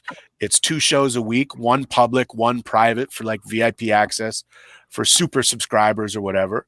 And then you guys go like, well, 500 a week to do this? Holy fuck. Yeah, let's do it. And pretty soon you sign away your rights to every single word, every single minute, every second of content you create. Spotify owns, not just worldwide. They say the rights contract that you will get on a deal says that they own your work in perpetuity in the universe. not on planet Earth, bro. They tell you they own your shit to the universe. So we fuck up here and you go to Mars and you're like, yo, we got the rights back to our podcast. We're living on Mars now. Spotify's like, nah, bitch, we got the rights to your podcast in the universe. The universe, man. Yeah. So like, so you got to be really clear about like how you move and what your goals are. Spirit and intent. Mm-hmm. Yeah, no, without a doubt, man. And what you're saying resonates so much with me and Ray, because like back to that list, man, that's what it's all about. Like with every opportunity we got, we give back. We have a close circle of friends that we always inform, and these are just our homies. We every idea we have, we run through it with them, because what our philosophy is like there's 6 different individuals, right? And like and they all come from different backgrounds. They all have different outlooks in life, and those 6 individuals, they can if you look at it, there's probably like 10 more individuals who are kind of similar to them. And you look at it, there's probably 100 more who are similar to those 10. And then so what we get is it's kind of like a general consensus from all of our close friends. And that's how we know if the shit we're going to do is going to rock or not. That's how we know to go forward with something when it comes to merch, when it comes to ideas. We always make sure we run it through people. And like, yeah, if with us, man, it's like we eat. Everybody eats. That ever since beginning. That's what it's all about. Like we're not in this just for the money and the fame, although that may or may not come. We never know. The sky's the limit. But with saying that, man, I got this dehumidifier. I'm gonna send you one. I'm trying to help the homie out. I just keep mentioning it because we got to sell some shits. Come on, 50% man. 50% goes back, man. That's half our paycheck. That's our money. That ain't the ad money. That's not their money. That's our money, bro. Yeah, I'm just playing. Hey, no, man. It's good to hear, like, good grounded perspectives from people that are getting in this industry, because like there's money to make out here. Like there's different ways to get contracts, and depending on what you want to do, right? Like but it's nice to know that at the end of the day you're trying to build something for yourself, right? You're trying to build something for the people, and like that's really important. Like for us making the CBC documentary series this summer, we built mentorships into every key creative position that we had on set. And we paid for those, and you can apply to the Indigenous Screen Office for that mentorship fund to make sure that you have key creative mentorships happening. So like whether it's in the writer's room and you're writing a script for a show, whether you're in pre-production and you're training a producer and mentoring a young producer, whether you're in production and in the field shooting and you got a camera operator mentor or mentee, sorry. Like there's all different ways, post-production, editing, sound design, and everything else. Like, that's like a real important part of this work is training up that next generation, Exactly. And we do need more Indigenous people going into the media side of things. We need more Indigenous journalists. We need more Indigenous audio engineers. And there's like, as sad as it is, there's a lack of that. I don't really know any. And that's the thing. Like that's the end goal, is I want to bring my people along with me. That's literally how I live my life. Is like everything I do is to give back to my people. Like it's really that simple. Like from going to school, from starting this podcast, from everything. It has to benefit my people in some way. Otherwise, I won't do it. And so, like, with that being said, is like we need more Indigenous people. Stop being so afraid to occupy these spaces, and like for you to be a trailblazer, to be a podcast, to do all this stuff. This just shows Indigenous people that it's worthy. Another example of that, and I actually used it in an assignment I was doing earlier today, is there's like a streamer, my good bro named Marmar. He last year he said that like you could only find a handful of Indigenous streamers streaming video games on like Twitch or Facebook. This year, like it's like probably like almost in the hundreds. There's so many Indigenous streamers now, and I'm including me. Like I play video games and I stream it every now and then. But like just for that person like him to open that door, they can walk so we can run. Just for somebody like you to do it, we definitely need more of that. We need our people being trailblazers, not being afraid to push themselves, so then more people will follow. And that's how it's always has been, especially as for us Indigenous people, because we're forever evolving. Yeah. What about the old heads though, Ryan, that are like gatekeeping those positions, bro? What do you got to say to them, bro? Because as many, good-hearted people that are out there like you, there's people that are like been like, oh shit, like I'm in the same space as where Ryan's at right now. It's like I need to get the money, I need to get my bag, I need to close off this area. You know what I'm saying? Like old man's club. Yeah, bro, like the old boys club that won't let like people like me and River like get the knowledge or get the experience or get the shit, whatever it is out there, bro. I mean, that's out there, but I mean that's why. I mean, when you talk about like the old boys club or like the gatekeepers, you build a new house, man. Like because, and this is a thing, like y'all, and I'm not even trying to like be funny about y'all grew up with the internet. Like y'all had iPads when you were babies and shit. Like the internet better than any of these old heads. So like you've already, you're winning. Now, this is really true that like, well, sometimes gatekeepers block resources and shit like that. And again, this goes back to like, you can stand around and like protest against the bad guy, right? And this is what on Dr. Joseph LeBlanc on Red Man Laughing, he said he's thinking about like activists and like how being an activist takes a lot of energy, a lot of time, a lot of commitment. And obviously it's important to be an activist, right? But he was uncomfortable with the word. So he said, I don't like the word. I think about activism versus actionism. Now, activism generally is in response to the bad guy over something, right? So you have a bunch of activists who are actively standing against something. So it could be Stephen Harper, it can be a pipeline, it could be any number of things, but that's an activist. Now, in Dr. LeBlanc's purview, what he's saying is like he would rather be an actionist, which is to look at the thing, acknowledge the bad guy, then build a solution.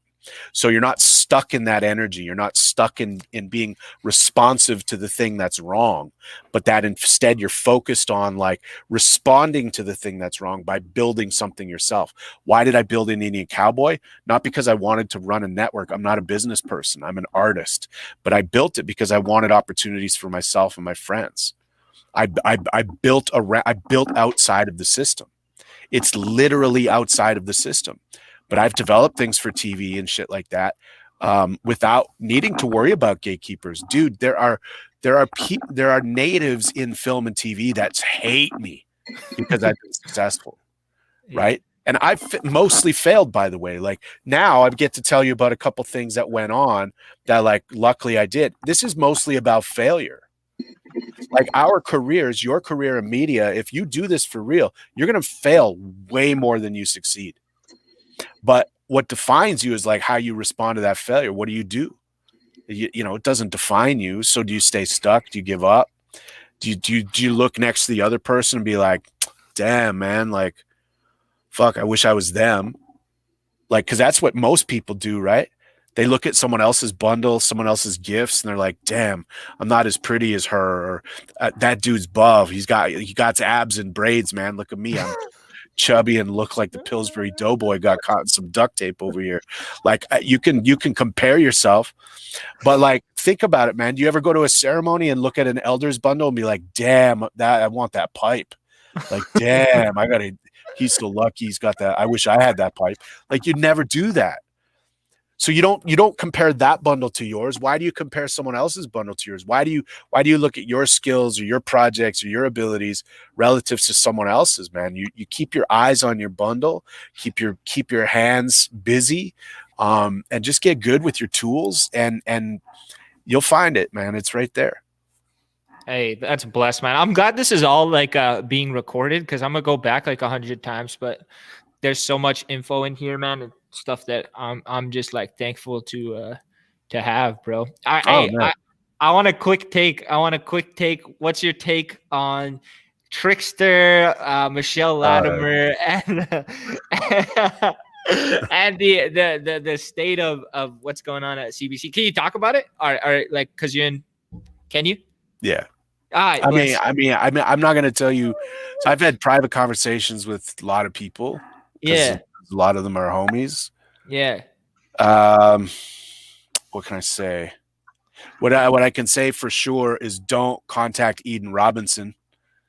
Like I see this is wild, y'all. Like, so people are like mad that the show's canceled, and they're like, they think they know how legal contracts and ownership and intellectual property and everything else works in this business. And people are calling like, yo, here's Eden Robinson's email, and like, here's her Facebook. Like, leave Eden Robinson alone, man.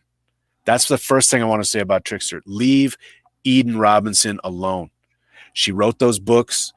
She assigned a legal contract to have those books adapted to TV, and she was lied to.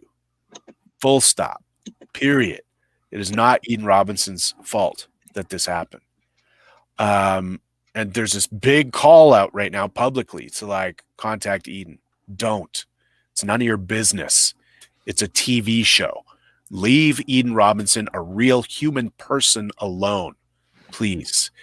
Second thing I'll say is it sucks, man. A lot of people lost their jobs, and man, the consequences are real, man. And I think like this pretendian thing is going to be a lot harder to do in the coming years. I think like 5 years from now, it'll be impossible inside of these industries, because we know everyone that's coming up now. Yeah. Like we know you guys. We're going to know who you are, who your families are, right? We're going to know everyone coming up, because the industry's tight. But there's been a lot of people that have been in this industry for a long time where you're like, not sure about that person, but maybe like we should ask a question or something. So I think we're eventually just going to wash this problem away inside of our creative industries. It will never stop. It will always be a thing. But like, it's dangerous, man. Like some people are taking this into a really dangerous direction. There are a small infantile percentage of Indigenous people in Canada that are 100% Indigenous blood. Like it is a small. Guess what? Your great granny was out there getting that good French. You know what? Like there's some mad shit happening in this country long before this was a place that called Canada, and like there was some everybody's a little bit of.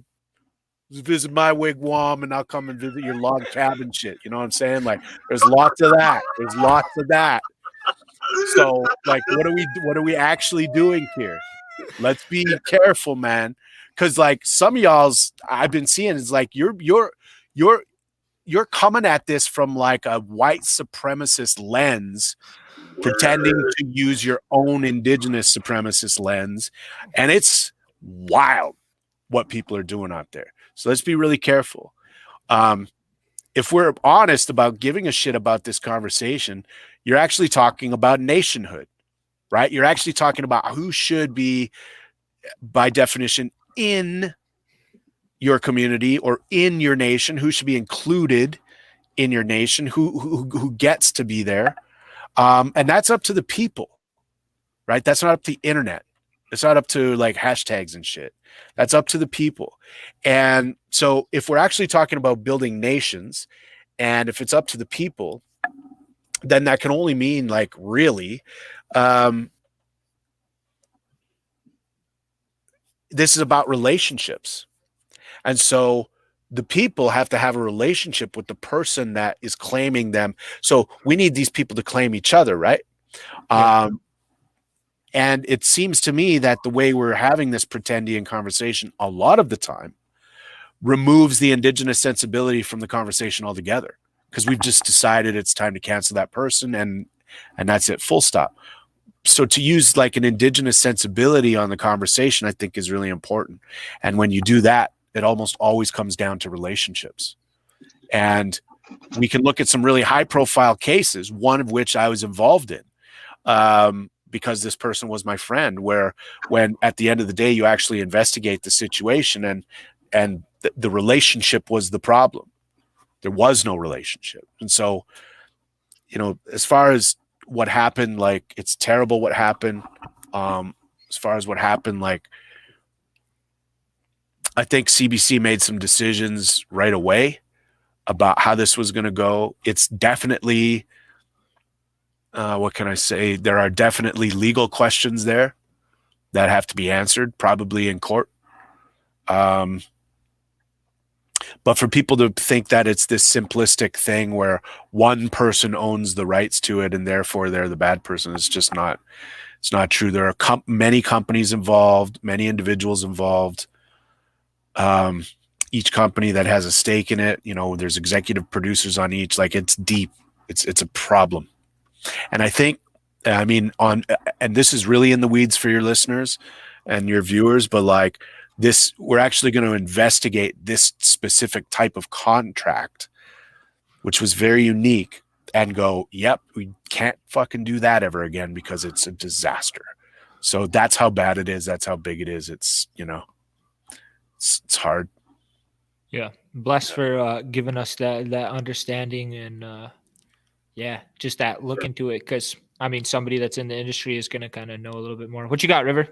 No, I'm just saying, just like what that made a lot of sense. You said, going back to looking at things through this indigenous lens, this white supremacist lens, like, it makes so much sense because, like, even like it's a very dangerous game to play. Like, how indigenous are you, right? Because those are the systems that were put in place, not by us. The fact that a card says that we're treaty, the fact that they have a 6-1 and a 6-2 treaty system where you have to have kids with somebody who is also the same treaty, or else has like a deeper sense of treaty than you are. Otherwise, your kids lose status. And like, it's so weird that we're throwing like this blood quantum into this stuff.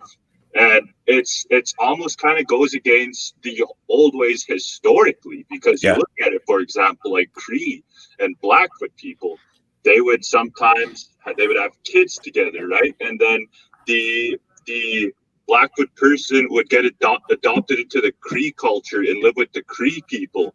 And so are they still like sure, they're still necessarily Blackfoot, but then you look at their kids, and their kids are mostly Cree. Their kids are going to learn the Cree way. Their kids are going to learn the culture. Their kids are going to learn the language, the Cree language, although they have a Blackfoot parent. That's just because that's where they grew up. That's their environment. So like, it's a very, very dangerous game to play. It honestly is. It's like there's always more questions than answers for me, especially being so young and not knowing about this stuff. Like, maybe in 40 years I'll have it more inclined, better answer. But when you're old and fat like me, old and handsome like you, hey, you know. But here's the thing, right? This conversation happens in specific spaces and contexts. So when there's money involved, when there's resources involved, when there's jobs and careers and shit like that, that's where this happens, right? Like these people aren't clamoring to come and try to get a house on the res, right? They just want to be native when it serves that part of their career, when they're like, you know, applying to a native thing. And we've almost seen this exclusively in cases like this, where it's like this becomes a way to gain employment, to get ahead, like to do that. And so there's other problems, right? We have to talk about like diversity and inclusion initiatives, where often like that means white people are creating programs and systems for indigenous people inside of their organizations. But that means white people are making those decisions about who gets into those organizations. Yeah. That means people who are faking their shit can say, I'm from the Métis of the birch tree down on Sesame Street. And the white people are like, that sounds so native. Come on in. And now they're like, these people are on like the diversity inclusion board at like the fucking public library or whatever, right? Like, so we have to investigate the whole shit. If we're going to be real and have a real conversation, then we got to investigate all of it, because this is where this happens, is like when there's money and resource and power involved. No cap. And that's that, you know, power is a hell of a drug, right? Like this is what people want. Yeah. No doubt. I gotta take a pee. I'll be right back. Hey, bet, bro. Take a pee. Damn, bro. I'm just sitting here like in amazement, bro. This is so cool to learn all this stuff, man. I'm thanking everyone that's sticking by, man. I'm sure we're gonna get a special guest. Yeah, we're gonna get roasted a little bit more, but we're gonna have a special guest, hopefully in the next few minutes. Yeah, damn, he cooks, bro. I didn't think he was gonna come at us that hard, bro. Early in the game, bro. I was like sitting here like, I was like, wait, I got everything I'm ready to say to him. Like, we'll start it up, and then all of a sudden, before you know it, bro.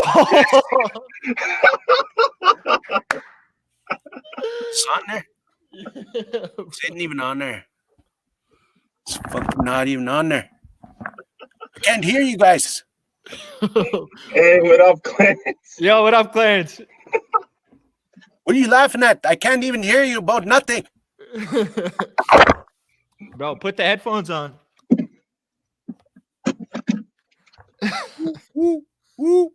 Raise the roof. What are we doing? Raising roof? No, what's good, Clarence? What you doing, bro? Can't hear you. You can't hear us, bro. Is it on your mic? Hold up. Yeah, throw those on. Raise the roof. Gonna raise a roof. We're gonna raise. Aha, bojo, gishe manitou, naha bojo, gishe manitou, makwa manitou, mainga, megize manitou. Naha mi gwech ni mi shomis, no kumis, naha mi gwech. You guys order an opening prayer or anything, or what? You guys want me to say some words about residential schools so you guys can feel sacred, or what? Bro, do a land acknowledgement real fast too. I'd like to acknowledge the internet service that this is bringing us out to Facebook. So miigwech, Facebook, Mark Zuckerberg, most certainly a white supremacist. We thank you for your platform. Ahoo. Bring back the Facebook poke. How I got down on a Friday night. I would like to thank Zoom and StreamYard for your below average services that you make us pay too much for. In the end, these young men will probably never make their money back on these expenses, but it's worth a shot, and I'm trying to be supportive. So miigwech kije manitou for that internet line. Ahoo. Bro, Clarence, man, we're big fans from like back in the day. You remember like those old videos that you used to make trying out for drum groups? How did that go, bro? Like, did you land any drum groups? I didn't know we were gonna go there.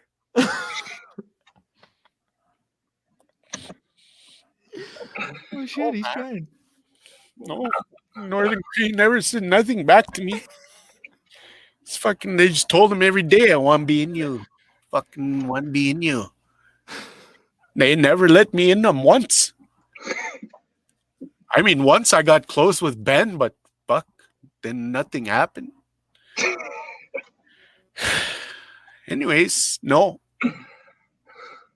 Damn. Well, I'm sorry to hear that, Clarence. I really thought the drum. I didn't mean it that way. I don't know why you guys have to. No, fuck you. That's not what I say. I didn't mean sexually. I meant like Ben asked me to go for a gig, and then the gig got canceled. I was just about in Northern Cree. I wasn't talking sexually. I'm not trying to start rumors about Ben Cardinal and I having a little poke or a shove. I was just saying, like, I was just about in Ben, with Ben, like in with Ben. Anyways, that's my sister over there just swearing around. Like, fuck, I'm on the phone here, man. Are we on the phone? What are we on here? We're streaming live on the Foxing Around page. I think Facebook, YouTube, Twitch. Is that a play on like fucking around, or are you guys just named Fox?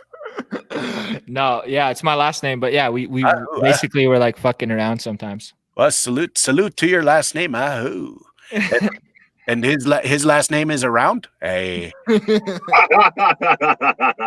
All right, that's all my dad jokes I got. Damn, you're out. Okay, so Clarence, what is it that like? Tell the people what you do, bro. Like, who are you? Who's Clarence Two Toes, man? Fucking don't do nothing. I wake up, my feet touch the ground. I say Ahoo, and then that's about it. And then whatever the creator brings me my way that day, I say Ahoo, and then I rock with it. Sometimes I'm at the gas bar, I pump gas. Sometimes I go cut wood. Sometimes I'm out laying wood. Bro, that sounds like a humble life. Man, I got stuck in northern Manitoba, Churchill. Fuck, I was up there 2 years. No one would come pick me up. Shacked up? Well, shacked up accidentally. I didn't mean to miss my train, but fuck, I missed my train, and then boom, no train. Then train comes back 10 days, and then boom, like we're doing okay, and then we're like really doing it like adult sleepovers and that. The guy's really like in there, like sleeping over there, like really like sleeping that way. And boom, pretty soon 2 years passes, and I'm like, I gotta get the fuck out of here, man.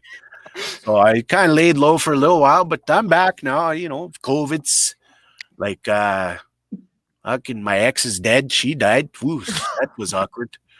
But, you know, I don't wish that she would have, but she did. So that's okay.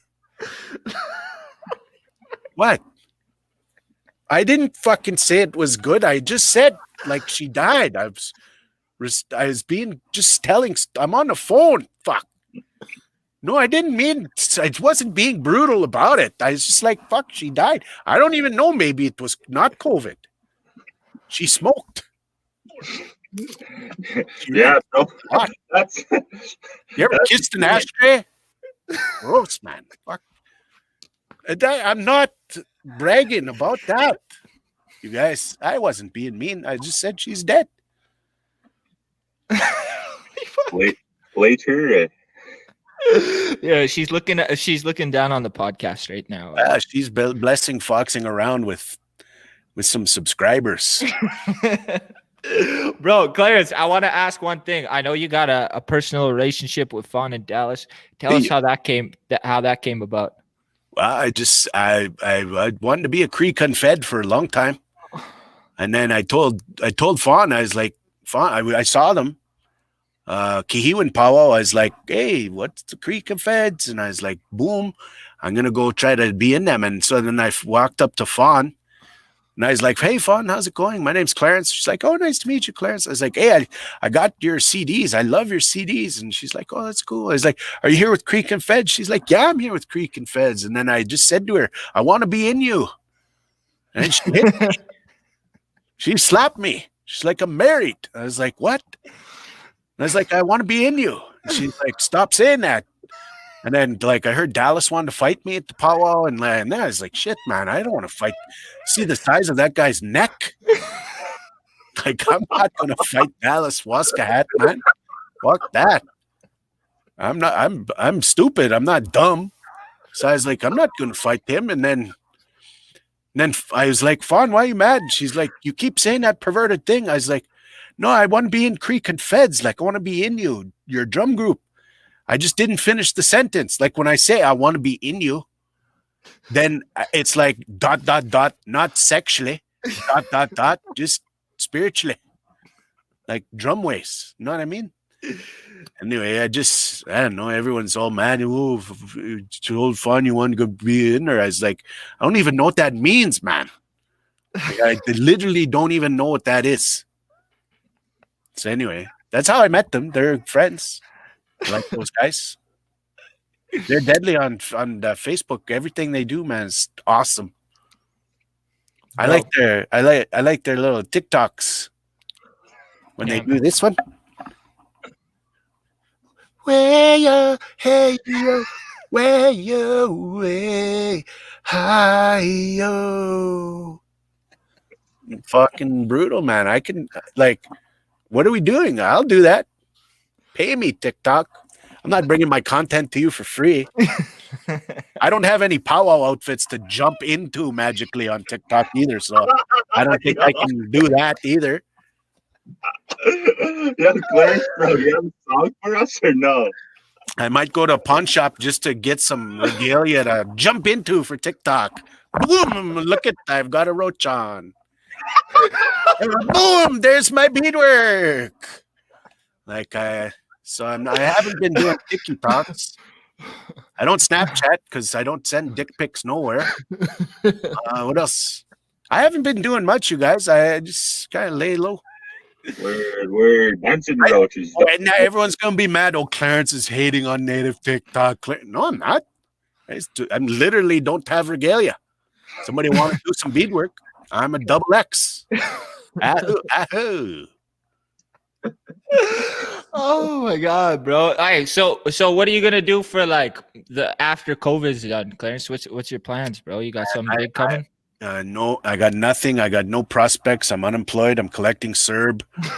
Just gonna ride it out, and hope I get back on the winner's circle in powwow country. Because fuck, I need a win. I need a W. Is there any drum groups interested in you at all right now? No, fuck no, man. No, not one. Not one. I might just start my own. I might not. I might bring a drum group of all white guys. I might just really turn this powwow upside down. I'm going to decolonize powwow. So sacred. Hashtag decolonize powwow. Bring my indigenous ways of knowing to the powwow. Okay? I might do that for a while. Yeah. All right, bro. Well, hey, what's your drum group's name? What are you guys going to call yourselves? It's called Not Even. Not even a drum group. Oh shit, bro. Hey, our drum group is called Bunch of Scrubs. Pickups. Hey, bro, did you ever buy that food truck? Like you got that in the locks? I know you're gonna drive Northern Cree around. Maybe you just offer some other like drum groups the opportunity, like some B-level drum groups, and get yourself up there, you know? I'm not gonna lower myself to B-level, bro. It's a short list. Northern Cree. Blackstone. Whitefish Juniors? No. You can't sit next to Harvey or what? What's the deal?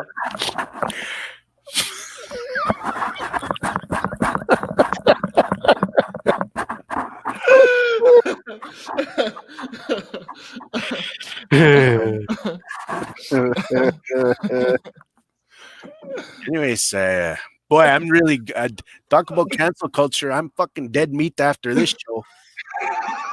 Then he talks back about Harvey. No, I didn't. Replay the tape. You gotta replay this tape for everyone that's trying to take me down after. Hey, we got you, Clarence. I don't think you do. That's the problem. It's the actual problem. All right, so what you doing for merch? You ever sell? You got any Clarence Two Toes merch out there right now? What the fuck do you think you're talking to? I got nothing. I got memories. I got stretch mark scars from getting a little too round in the winter. What do you? I got no merch. Fuck is Bro, merch, bro? Merch. I thought Clarence, I suppose I need a podcast or something if I'm gonna do merch. bro. I thought you had a podcast or like you were on. You had like a nightly news show or something, man. What happened to that? You get canceled on air too? No, bro. I don't know, I sold my computers. Hard time. Fuck, bro. I haven't bounced back yet, Hey, it's coming though. Next serve. Why don't you get your gear next serve, bro? Bro. Invest in yourself. bro. I was ripped off by a bead worker in Saskatchewan twice.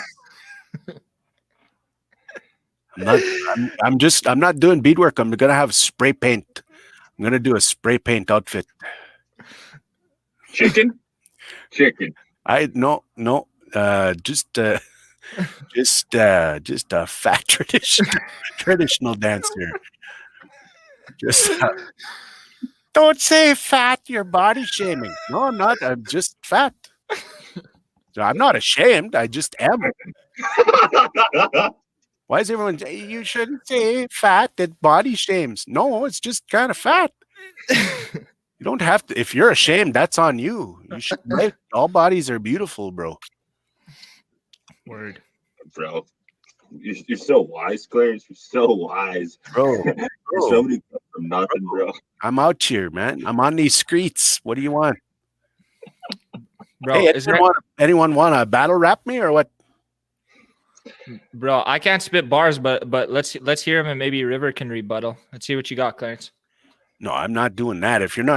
No, there's no maybe, bro. If you don't fucking say maybe, you're either doing this or not. River, battle rap him. Let's go. I know you got bars. Bite somebody else's bars if you have to. Just Google them real quick. Hey, I want to tell you guys about a fight I got in just before Christmas time. All right, tell us. I was near Saskatoon and I was out. I was chasing around this little tutusis. She's a tutusis, and I just lost my mind for a few days. Anyways, chasing around this tutusis around Saskatoon.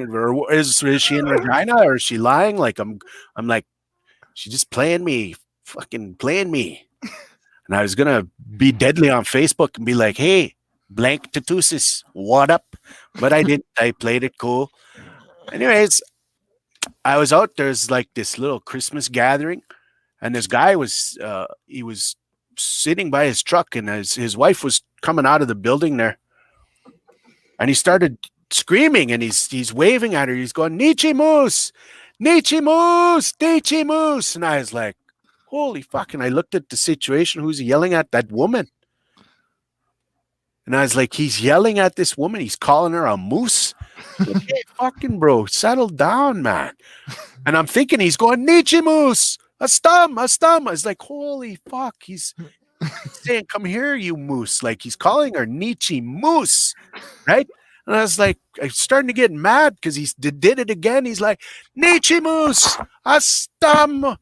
And I said, hey, fucker. Don't call her a moose. If anything, she's like a chubby deer. She's not a moose. And I was going to fight him and everything, but turns out Nietzsche Moose is just how you say that special one. But I didn't know. I don't speak your language. So I was like, fuck, don't call her a moose, bro. And like, I didn't. I was like, I heard you. And I started, you know, when you're about to fight and you start doing that shit. Yeah. Twist your head. It's like, we're doing this? Are we doing this? Like that? Kind of like that? Like that? When you're like that? Are we doing this? He's like, yeah, you did. You called her a moose. He's like, no, I didn't. I was like, yeah, you did. That's a move, guys? It's fucking like, it's old face. I said, fuck, give him one of those. Bro, the head fake always works, bro. Okay, Clarence, what happened with you and the girl, though, man? You didn't tell us about the story. I don't know. She's married. Oh, right. She's playing. So are you a better fighter or a better battle rapper? I can scrap, bro. I'm tough. I am fat, but I can throw hands. That's all I got. Bro, where'd you learn to fight, Clarence? Indian hockey tournaments. Where'd you learn to fight? Where does everyone learn to fight? I mean, dances at the school. I mean, after powwows. Like, fuck, where'd you learn to fight, bro? Walmart, fucking Taco Bell. Like, that's where I learned. Fucking throw these hands wherever I have to go, bro. Oh shit, man. So let's see. You got the round dance under your belt, former hockey fighter. You're chasing women all over the world, bro. What's the next move for Clarence Two Toes, man? You got to have something for us, bro. You're innovative. Just staying home and washing my hands, bro. Washing your hands, bro. Just Yeah, wash my hands. Wash your ass too. You know, Occasionally. Obviously, that's a weird question. Why are you thinking about that? That's like foxing around with your bum. Like, what are we doing here? This is a family show. It's really not, bro.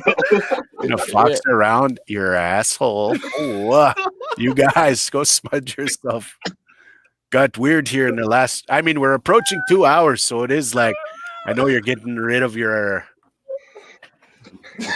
Don't fox around my asshole. I mean, if you're gonna, you gotta have consent, but you don't have that right now. So you're a Scorpios by trade, right? Hey, Scorpios by trade. Yeah, man. Yeah, man. How many packs to get you to the next feast there to help serve the main soup? Main soup. You ain't getting a little bit of bannock, the tea. You got the main soup. You know what? You give me 24 hours notice. I'll be at your sweat, man. Fucking rights. I'll cut. Like, what are we doing here, man? This is who we are, man. Is Big Brother on TV? Oh, really? Oh, well, then what happened? Wow. Oh, yeah. Then what happened? Then what'd she say? Oh, yeah. Then what'd he say? Oh, no way. Wow. Yeah. Anyway, you give me 24 hours notice, I'll be at your sweat. I'll come and pray on your food, I'll come and I'll smudge your house. So hey, is your kid having a bad dream? I got sweetgrass. Call me. I'd do that, right? All day. Like, how much you charging? Yeah, what's the price? 2,500, man. Fucking right. It's 2,500. Everything. Indian name, 2,500. Opening meetings, 2,500. Smudge your chief, 2,500. Smudge your weenuk, 2,500. All right, man. Maybe we can do something like 1,700 in a room if that's okay with you. Well, I'd like to sponsor your podcast. I've got a dehumidifier. Bro, what the Yo, can we send one of those to Clarence Two Toes, bro? Yo, we got you. We're gonna send you. That won't fit in my trailer I sleep in.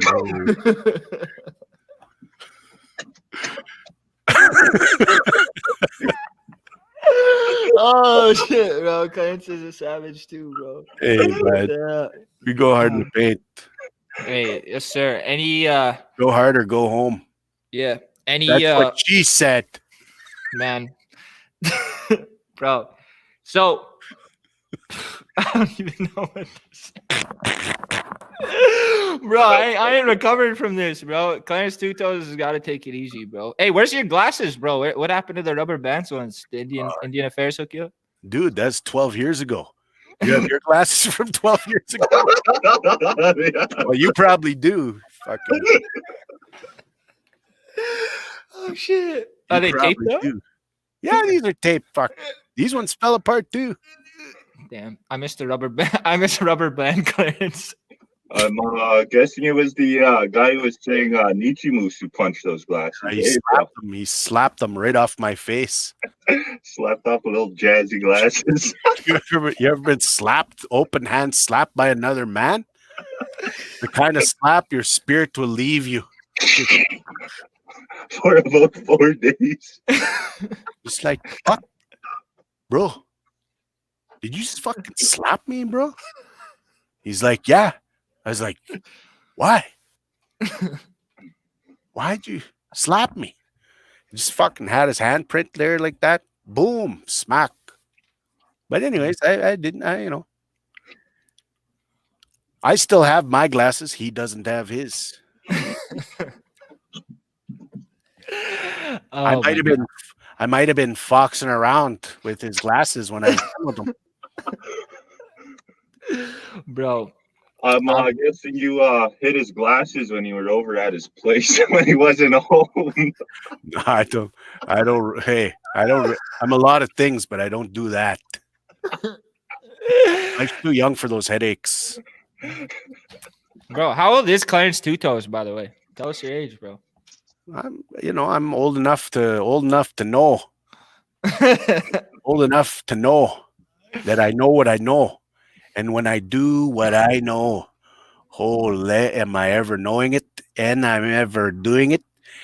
So I'm old enough for all that. That got weird at the end, but I finished my thought anyways. Bro, why does that happen to you, Clarence? It seems like you get like misinterpreted or like your words don't come out. I don't know, you guys, a lot of thirsty aunties out there. lots of drunken uncles that want to talk to my wife likes Clarence more than she likes me. I'm like, yeah, well, fucking maybe you should learn how to a little bit better or something. Like, you got to figure that out yourself, bro. I just talk about it and she's done. I don't even have to do it. I just say it. It's like I'm trying to break off a piece of dry meat. It's right off the end of another piece of dry meat. First thing you have to do is you got to get your lips around that little edge, that little bit there. You just put your lips get it wet. It's that little edge piece of dry meat. Just get it wet there with your lips. And it eventually just loosens right up. What the fuck? Oh my god, bro. Hey, Clarence, I just want the spiritual tips from now on, bro. Hey, low key, I'm trying to give you guys trying to give you the gold here. Like, you either want to know or you don't want to know. Yo. That's as spiritual as it gets, Ray, bro. Fucking, you guys better rewind this. You're blowing it. You're not even paying attention. Oh my god. All right, Uncle. Hey, man. Hey, we heard a rumor, bro. Hold up. You trying to cut this early? No. We heard a rumor. Hold up. We heard a rumor, bro. Okay, you know Vincent Short, right? He's going around claiming that you may or may not be his father, bro. Wow. I can tell you I've been to Montana twice, and I slept by myself both times. So you're not the father? I'm not. Before you slept. I never. I can tell you I was alone. I could hear the bugle of an elk in the distance. The elk was in rut, and I was giving myself that one. This bedtime I was doing that one, but that elk was calling while I was kind of like trying to get in it. And I was like, this is confusing because I'm not aroused, but is the elk aroused? And how does the elk know I'm doing this one over here? And the elk's calling, but I'm kind of like, as the elk's calling, I'm like getting in a rhythm too. And it's like, it's a bit of a weird, connections. So that's how I say I've only been there twice. That happened both times I was there. I masturbated to elk calls, and boom, that was it. So I'm sorry, Vincent. Ryan is not your father. Sorry, Vincent.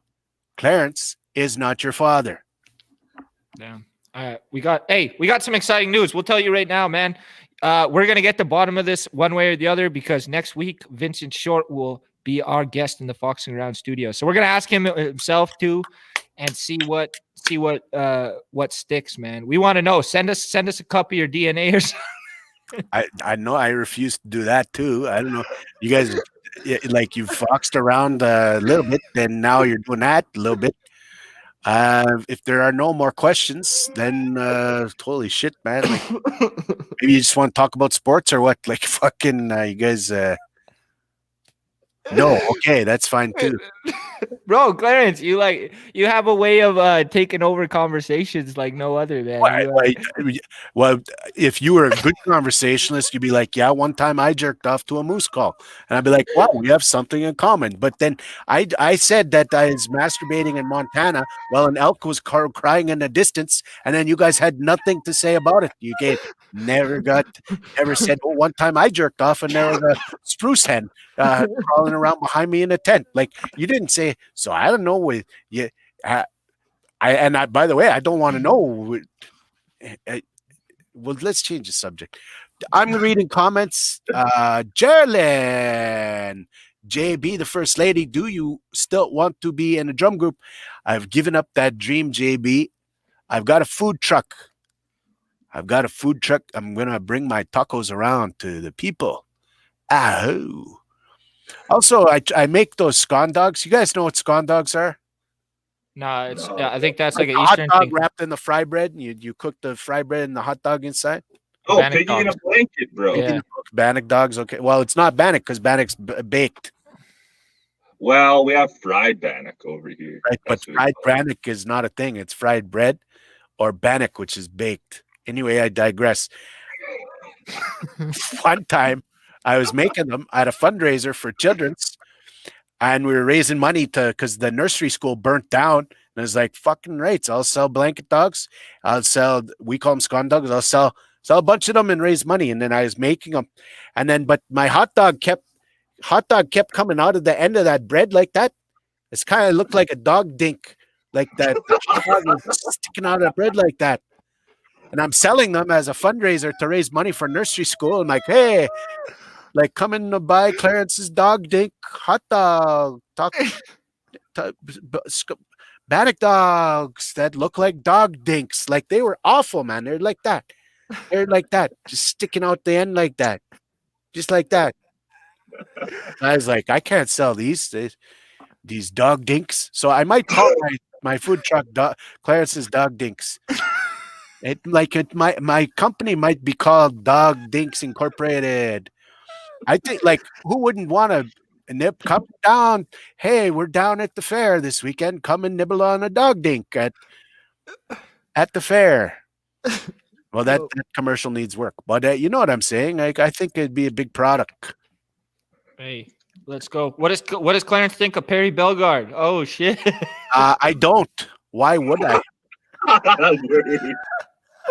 Yeah, Clarence ain't worried about it. What do I think of Shakira? Like, nothing. Completely irrelevant to my life. What do you think of Joe Montana? I don't. Like, I don't think it. I don't care. I don't know any of these people. Best way to spend your treaty money on your kids. All right, not a question, but a comment. Best dad. Vincent, I busted on the floor twice in Montana. No one's there. I'm just gonna tell you, shit, man. Vincent. I mean, if you need money, I'll send you money. I don't know what you're after here, but it's not love, because I don't love you. You are not my son. Vincent, come close to the camera. I got to talk to you. Here, 1 second. Vincent. No. I don't love you. I think you're funny. You can sing. You dress nice. Your beadwork's dope. Your sticks are dope. Bro.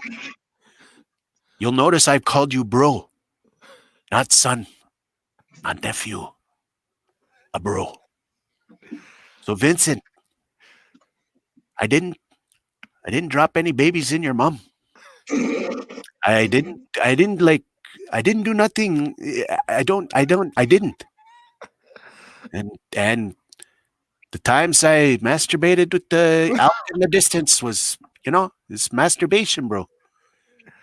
And I feel weird telling you because you're fucking 12. So let's end the conversation right here. Aho, aho. Aho,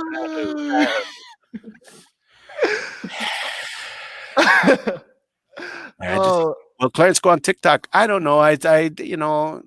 No. I mean, I have one. Yeah, take him to Maury. Well, I mean, I'm trying to avoid that situation by telling the truth. My hand to my heart, my hand to God, if there is a God. Like, I'm not And the your God, hand to your Lena. not the Father. That's. I'm glad we got that figured out on Foxing Around. You know, it didn't happen anywhere. I mean, else. do you want me to adopt you old ways? Like, I'll come take care of you. Fuck, come up here, bro. But like, if you're looking for your dad, I'm not him for reals. Oh shit, man! We're gonna have to. This is gonna take some more work, man. This is gonna be a Foxing Around exclusive here. Don't. I mean, you just asked me for my DNA. No. So just careful where you dig. Oh my god! All right, hold up. Cold-heartedly, he is not the father. You had to let him down harsh, eh?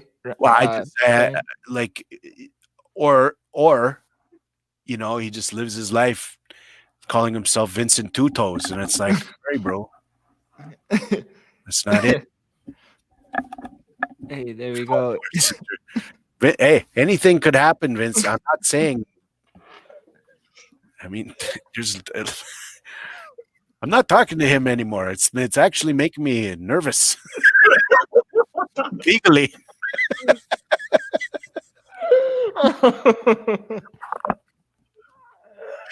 It's making me legally nervous.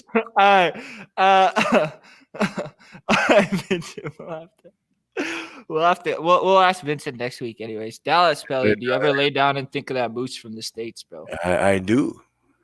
And was it a spiritual moment or like more of like a physical moment or both? It was both. At our best, it's always both, bro. That's what you want. Clarence, make a hip to the hip hop, the hip, the hip hop, and you don't stop. Hit the rock, bang, rip, rock, the boogie, the boogie, the bee. JB, do you guys know JB? You should have JB on your show. JB's a hip hop artist for real, for real. JB, first lady. Who's JB? She got some bangers. All right, JB, we're gonna book you into Foxing Around. Look at that. Clarence just had his way of making things happen, bro. That's right, man.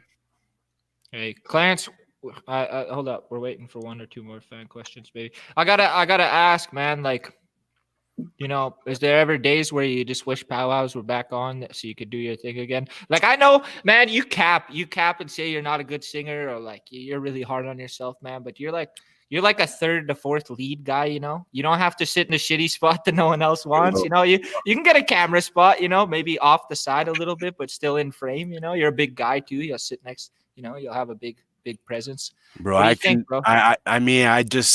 wait. I mean, when you like that's that saying, you don't know what you got till it's gone. Like, man, how good is it going to be to set up your tent, to get your family together, pack sandwiches, like make that drive and just get to see all your friends on the road and your loved ones. Man, that's a blessing Creator gave us for real, for real. And that's like, man, when that happens again, like, it's going to be a good day, It's going to be a good day. But until then, like, this is what we got: internet. We got Vince Short singing every day for hours. Like Whitney Raincounter, who's like, who's doing his fun in Dallas, and like just all these. It's amazing, man. It's amazing. So, but I mean, I don't know. We have to keep our elders safe, right? So, ahoo. But got real serious with that question. Hell yeah. Too serious. You still sing for the chicks or what, Clarence? Wait, you want me to sing for them? Yeah, sing for the chicks. We got 60. How many are watching? Probably at least 40 aunties out of that 60. 13 or so. We found out that most of our viewers are females. With two young, handsome guys. I don't know. 3 handsome guys on the screen, Clarence. No. Anyways, thanks, cheekbones. Like, fuck, this guy is so deadly. Literally, both of you guys are models, aren't you? Like, go fuck yourselves. Anyway, sing for Vincent. This guy is Vincent. Jesus Christ, this Vincent. He's not gonna quit. Would that be a plot twist or what?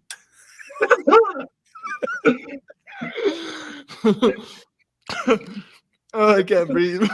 Let's make it happen. At this point, we have to make it.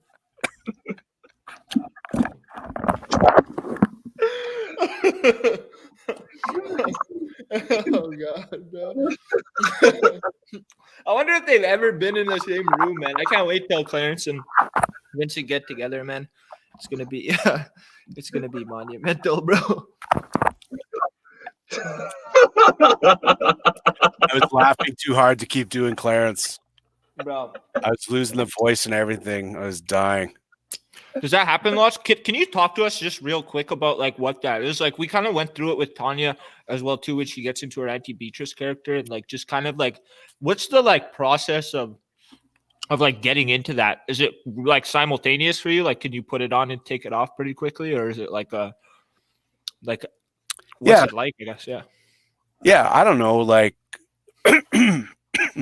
like I started Clarence to do material that I wouldn't do as myself, or that I wouldn't do otherwise.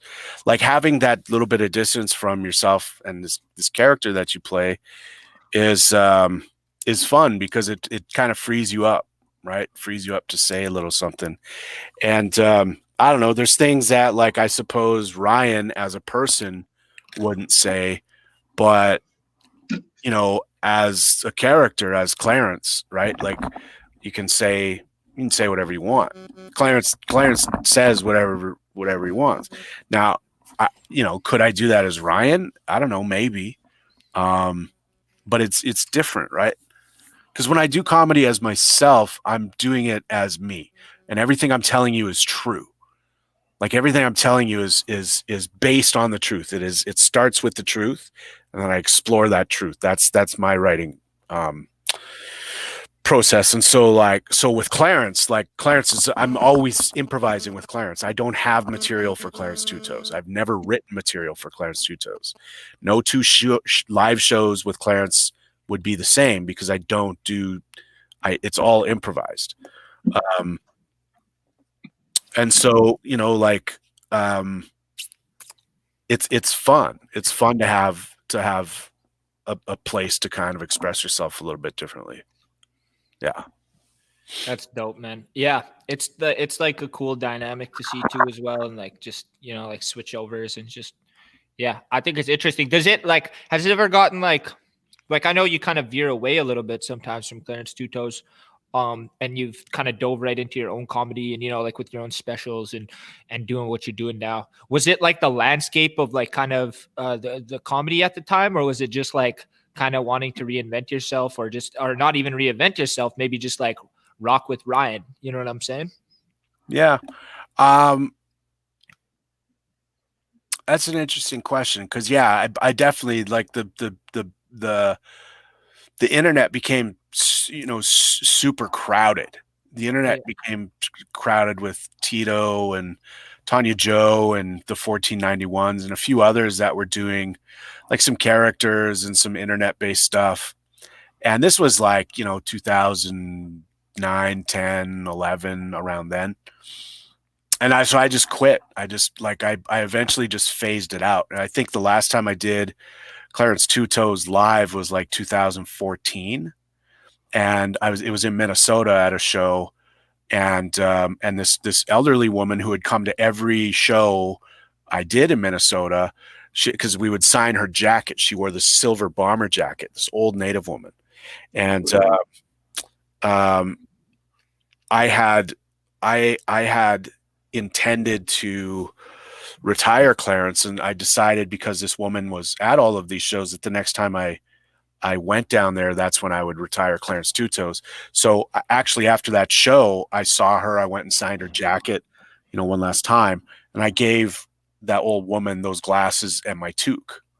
And the shirt that I was wearing is Clarence. And I was just like, I want to give this as a gift. I want to give this to you. You've been so supportive online, supportive like in person, and just there was something that felt special about that old woman to me. And so I gave her those glasses, and I gave her that toque. And for me, that was like a closed chapter, right?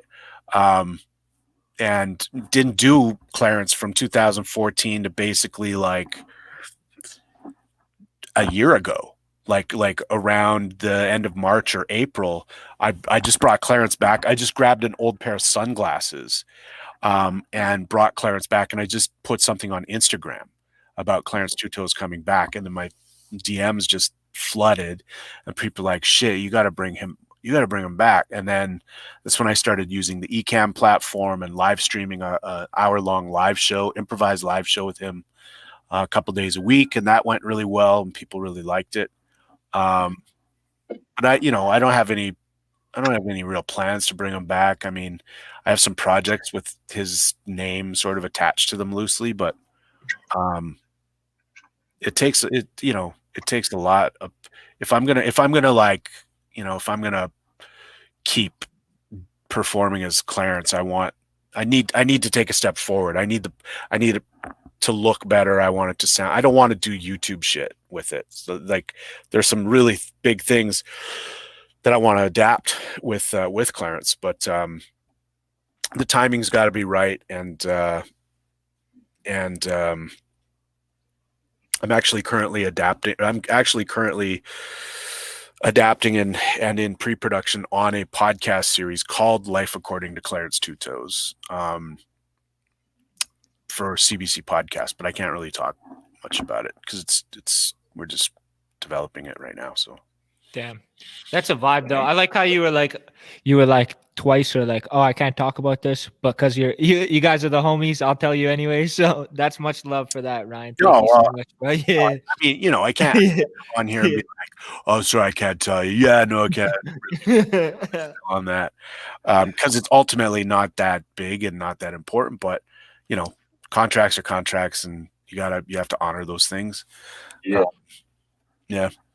Have you ever had a guest like that on any of your podcasts that were like, yeah, I can't talk about that? Yeah, and like it was a very bland podcast, or else like to the point where you just threw the whole episode away or something like that? Because we almost got something like that. I don't want to talk about it. No, just kidding. But like, no, it's like that's something that we want to avoid. And I'm just wondering, like, you've been doing this, like you said, for 10 plus years. So I just don't know if you ran into that.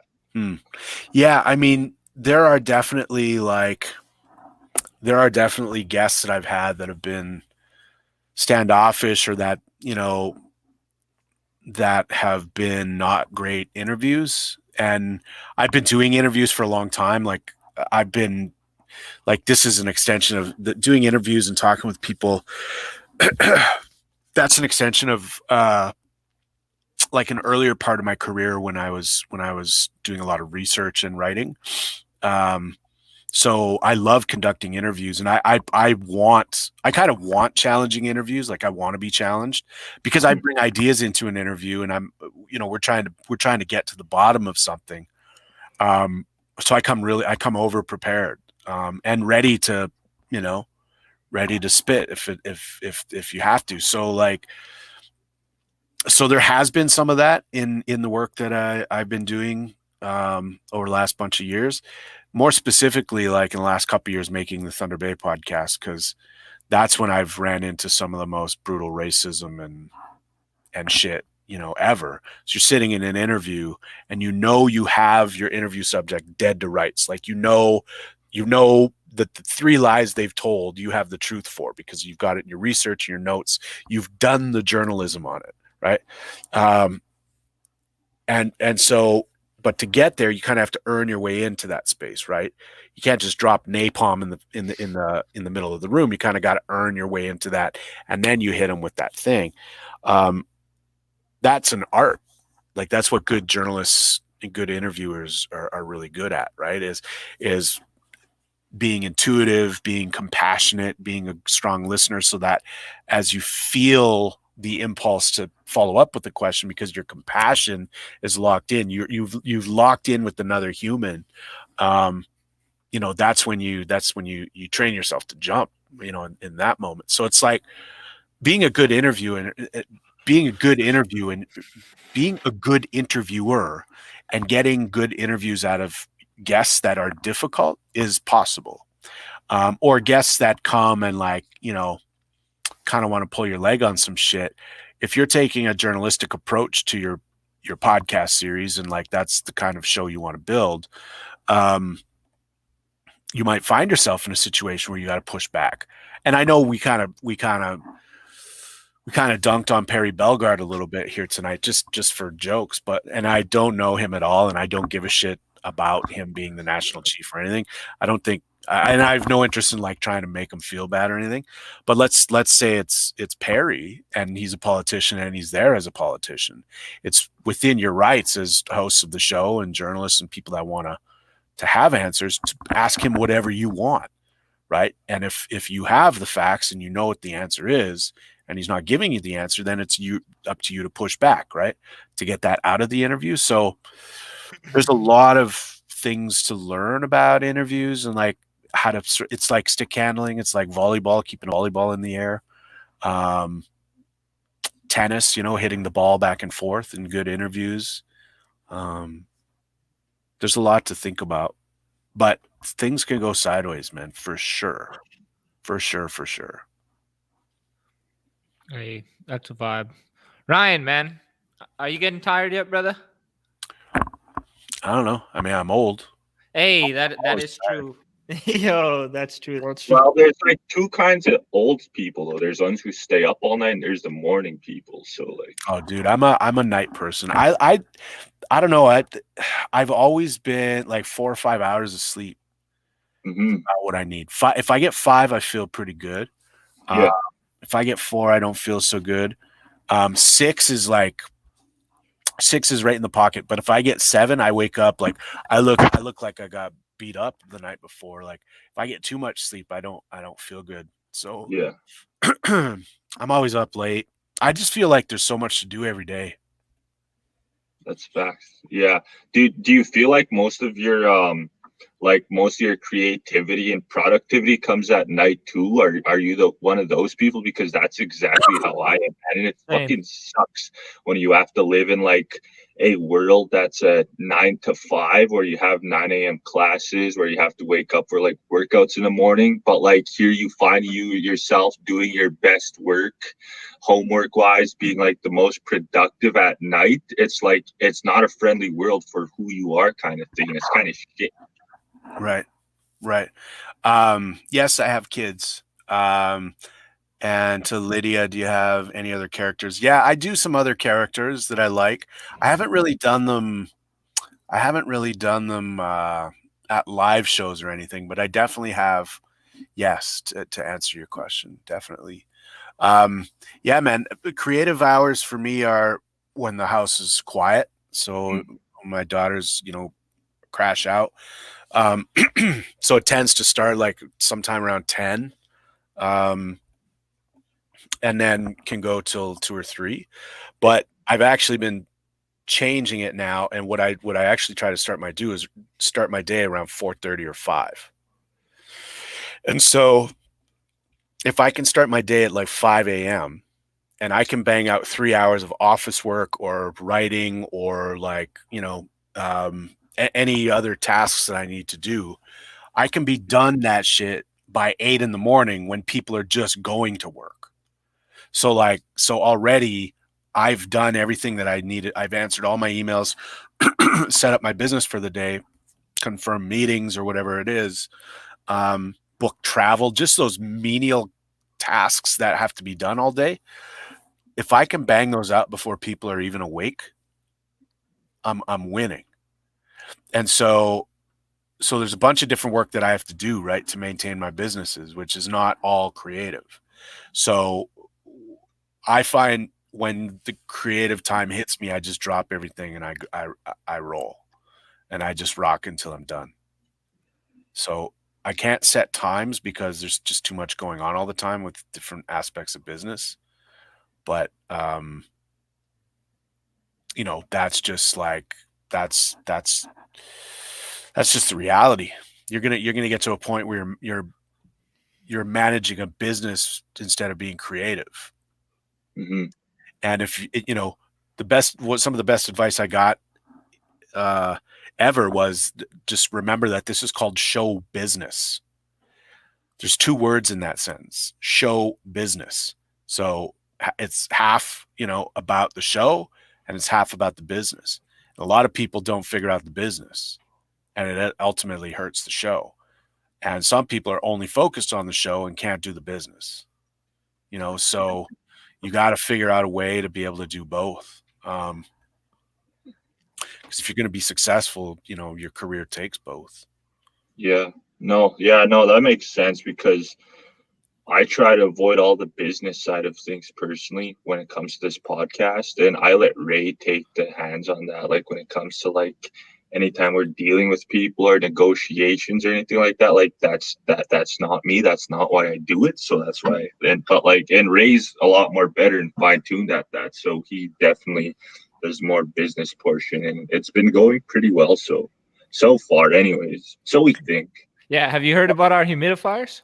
Yeah. I've got to tell you, I heard something about them earlier tonight.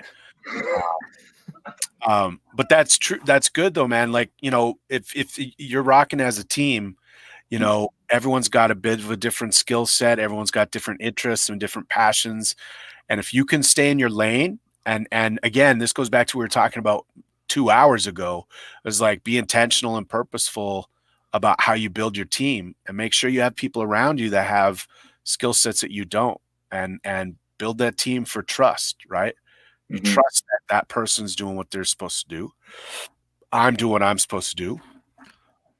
Everyone around the table is in, to do their best. So that's the best way, because we can't possibly know how to do everything. Right. So whatever your skill set is, it's like that thing we were talking about, that bundle, right? Whatever's in your bundle, those are your gifts. And what's in Ray's bundle, those are his gifts, right? And so you'll figure that out in time. And sometimes you'll get good at something or you get better at something than he is, and vice versa. And it's good.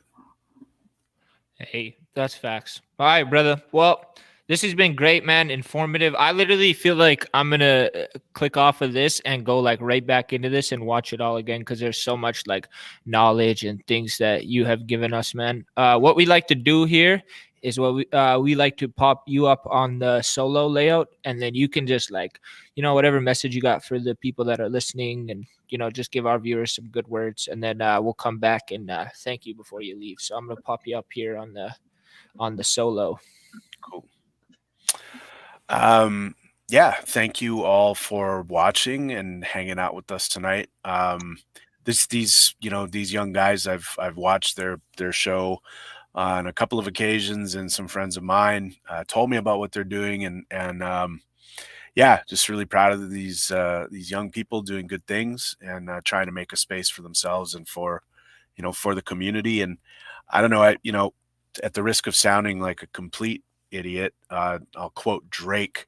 And on a song with Future, he said, "What a time to be alive." And that's where I think we are right now. We're in this like really special time where we're witnessing change, and we're still going through the shit. Like we're still going through some of the hard time, but we are coming through the other end of it. And I think 30 or 40 years from now, they're going to write books about this time.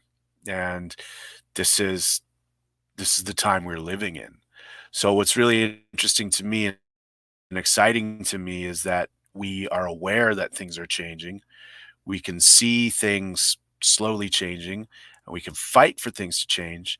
And as we do it, we have to help those that are stepping up to take, this space. And so this is where, like with Ray and River, like, being here, like that's what I see, is like people that are kind of rising up to take that space. So it's really, it's really nice to see that. And I think I've seen memes and different things where people say like, you are your ancestors' wildest dreams. And that's what, that's what we all are. So I want to say thank you to Foxing Around for having me on. You can follow me on Instagram at RM Comedy or Twitter at RM Comedy, and you'll find me on Facebook because you're connected to this, which is on Facebook. So thank you to everybody for tuning in. And thank you to everyone that got to hang out with us here tonight, and continue to support these young guys. And in our language, we say "Bama Nindinwe Maganaduk," which means I'll see you all again, my relatives. So until then, take good care, stay safe. Brother, much love, man. Thank you so much for coming on, educating us, doing what you do, man. It really means a lot that someone of your stature will come in and cut it up and be real with us, and just, nothing to lose, everything to kind of gain from learning from you, and it means a lot. So thank you so much, brother. My mom was here. Great show, she said. Wish you boys all the best. Hey, that's Mom, dope. what are you doing awake, Mom? Go to bed, man. Yeah, bro. Yeah, and that's actually one of my that's my top 3 albums. That's from the song Big Rings on What a Time to Be Alive, that Drake and Future. Beautiful album. Love it. Yeah, bro. It goes so hard. I still listen to it. And on top of that, man, I just want to say thank you for coming on, man. And just from watching, because I listen to a lot of podcasts, man, and without a doubt, comedians are the best podcast conversationalists when it comes down to watching Joe Rogan podcasts or any of them. It's just always the best conversations always happen with the comedians, and I just want to commend you on that. And that it was really good to have you here tonight. And speaking of your mom dropping in, my dad actually dropped in. Oh, right on. Hey. Oh, right on. That's my dad. Wow, that's awesome, man. Yeah, there we go. Bro. My mom's in there too. Look at that. We got a whole family affair here, man. Yeah, all of our parents. My sister, yeah. your son. Vincent, go to bed. All right, Ryan. Well, we're gonna let you go, bro. Much love. Thank you for sticking around this late with us, man. I know Super Bowl Sunday. Shout out to Tom Brady. Even though we ain't Patriots over here, we still rock with the GOAT, man. So that's awesome, man. Congratulations to you guys on what you're building. And we chopped it up earlier today and said that if you need help taking those next steps and asking questions, I'm here to support you guys. And congrats on a good show. Keep up the good work. Hey. And we'll definitely have you on in the future. Possibly even when we're in Vancouver, when we get our own studio, you could come cut it up with us in there too, in the studio for the first time. It'll be dope. Yeah. All right, man. Well, I need to talk to your sales manager. Get me on this dehumidifier deal, but hey, we got you, bro. Shout out Cleanest Way. Shout out Shannon Brass. We'll link up Ryan McMahon and Shannon Brass real nice, bro. You don't have to do that. I mean it. I support it. I know. I just kept wanting to bring it up and make jokes. This is all love. Hey, all right. Thank you so much, Ryan. We're gonna let you go now, bro. I do. Take good care. Peace. Hey, bro. That was dope. Yeah, bro. Yeah. Go ahead.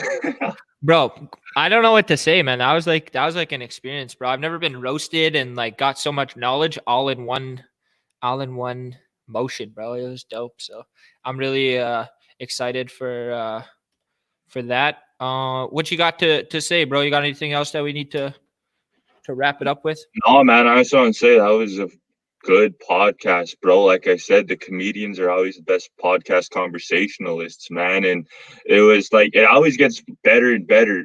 Each episode, we think this is the best episode, and this is by far the best episode right now. It was he's so easy going, bro. It's just good to talk, you know what I mean? Good to kick it, and it felt good just to go back to that, man. And yeah, bro, can't wait for next week. Hey, yeah. So next week, man, none other than the little nephew himself, man. Vincent Short is going to be on the Foxing Around podcast. We're looking forward to you coming through, Vincent. We'll see you soon. We'll announce the poster probably on Tuesday. So last big merch. Oh yeah, merch. We got merch coming. We're going to be rocking some Champion X Foxing Around gear. It's going to be dope. It's going to be coming out this week.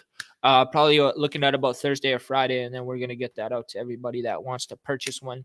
100% of the proceeds go right back into the Foxing Around podcast to do everything that we need to do to keep the lights on, man. So know that, we ain't making a killing. We're just trying to support what we do, man. Yep. We'll also be in the Saskatchewan area next week. If anybody wants to buy some, we'll be delivering them in person around the Saskatoon, North Battleford area, perhaps. Yeah, I could probably get even as far as Regina. So let us know. Yeah, if you're in North Battleford, Saskatoon, or Regina, we should be able to drop you off a hoodie. But with that being said, bro, man, this was a great episode. Look at that. 2.5 hours just flew by real quick.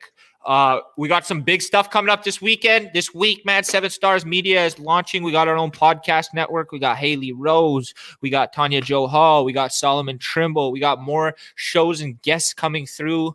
It's going to be huge. It's going to be exciting. We're only on the way up. We're only all hits, no misses, as they say, right, bro? No cap. What All right, a time man. to be alive. Hey, what a time to be alive. All right. Well, thank you, everybody, for joining us again, man. I know you guys stuck in there. And yes, we will ship to the United States. We got you. We'll ship anywhere, Canada, the United States. We'll have to set it up for how much it costs. Yeah. Hey, thank you so much, man. Couldn't do that without you guys, man. Once again, shout out Smudge the Blades and shout out Cleanest Way, our sponsor.